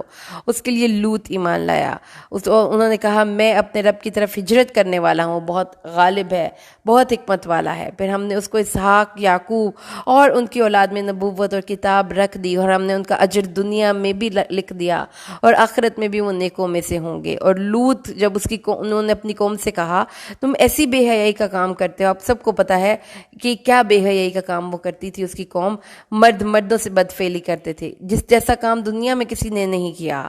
تم مردوں کے پاس اپنی شہوت پوری کرنے آتے ہو، اور تم راستوں میں بیٹھ کر ڈاکے ڈالتے ہو، اور تم اپنی محفلوں میں الٹے کام کرتے ہو۔ تو یہ اپنی محفلوں میں بیٹھ کر یہ حرکتیں کرتے تھے سب کے سامنے۔ تو اس کی قوم کے پاس کوئی جواب نہیں تھا، مگر انہوں نے کہا لے عذاب اللہ کا، اگر تو سچو چل تو اڈا لے عذاب 24 گھنٹے۔ قال رب انصرنی علی القوم المفسدین، حضرت لوط نے کہا اللہ فساد کرنے والی قوم کے مقابلے میں میری مدد فرما، کیونکہ وہ ناتوان ہوتے ہیں نبی، اور جو ان کی قوم ہوتی ہے وہ ان کو دھمکیاں دے رہی ہوتی ہے، تو اس لیے نبیوں کو پھر اللہ تعالیٰ اس کے آگے بیٹھ کر عاجزی سے دعائیں کرتے ہیں۔ جب ہمارے بھیجے گئے ابراہیم کے پاس آئے خوشخبریاں دے کر، انہوں نے کہا کہ ہم اس گھر کے رہنے والوں کو ہلاک کرنے والے ہیں، ان کے رہنے والے ظالم ہیں۔ لوط علیہ السلام، انہوں نے حضرت ابراہیم نے کہا اس میں تو لوط تھی، لوط بھی ہے، انہوں نے کہا ہمیں پتہ ہے کہ کون کون اس میں ہے، ہم لوط کو اور اس کے سارے گھر والوں کو نجات دیں گے سوائے اس کی بیوی کے جو پیچھے رہ جائے گی۔ بس جب آئے ہمارے بھیجے گئے رسول لوط کے پاس تو لوط ان سے تنگ ہوا، اور دل میں انہوں نے تھوڑا سا گھٹن محسوس کی، تو وہ کہنے لگے آپ خوف نہ کریں، ہم آپ کو نجات دینے والے ہیں، آپ کو اور آپ کے گھر والوں کو، مگر آپ کی بیوی وہ پیچھے رہ جانے والوں میں ہوگی۔ اور اس کے بعد انہوں نے کہا ہم اس شہر پر، اس اہل قریہ پر ایک عذاب اتارنے والے ہیں آسمان سے، اس لیے کہ وہ فسق کیا کرتے تھے، اور اس وَلَقَدْ تَرَكْنَا مِنْهَا آیَةً بَيِّنَةً لِقَوْمٍ يَعْقِلُونَ، اور البتہ ہم نے اس کو ایک کچھ واضح نشانیاں کے طور پر چھوڑا اس قوم کے لیے جو عقل رکھتے ہیں۔ اور مدین کی طرف شعیب کو بھیجا، انہوں نے کہا اے میری قوم اللہ کی عبادت کرو اور آخرت کے دن کی امید رکھو، اور زمین میں فساد کرتے ہوئے نہ پھرو۔ دیکھا نا، آپ کو پتہ ہے نا حضرت شعیب کی قوم کیا فساد کرتی تھی، ناپ پر تول میں کمی کرتی تھی۔ فَكَذَّبُوهُ فَأَخَذَتْهُمُ الرَّجْفَةُ، انہوں نے اس کو جھٹلا دیا تو اس کو زلزلے نے آ پکڑا۔ فَأَصْبَحُوا فِي دَارِهِمْ جَاثِمِينَ، پھر وہ اپنے گھروں کے، اپنے چہروں کے بل اپنے گھروں میں اوندھے پڑے رہ گئے۔ سمجھ آ گئی اللہ تعالیٰ کو اتنا غضب آتا ہے بے حیائی پہ۔ اور عاد اور ثمود ہم نے تمہارے لیے بیان کر دیا ہے ان کے مسکن، اور ان کے لیے شیطان نے ان کے اعمال مزین کر دیے تھے تو ان کو راستے سے روک دیا۔ وَكَانُوا مُسْتَبْصِرِينَ، اور وہ بہت سمجھدار تھے، یعنی سمجھدار تو بہت تھے لیکن اپنی سمجھ بوجھ کو انہوں نے غلط سائڈ پہ استعمال کیا۔ قارون، فرعون اور حامان، ان کے پاس بھی موسیٰ کھلی ہوئی نشانیاں لے کر آئے تو انہوں نے انکار کر دیا زمین میں رہنے سے، اور وہ اسے آگے بڑھ جانے والے نہیں تھے، اسے بچ کر نکلنے والے نہیں تھے۔ ٹھیک ہے، تو تکبر ایک بہت ہی بری صفت ہے کہ انہوں نے اپنے آپ کو فالس ازمپشن کر کے تکبر کیا، اور نتیجہ کیا نکلا؟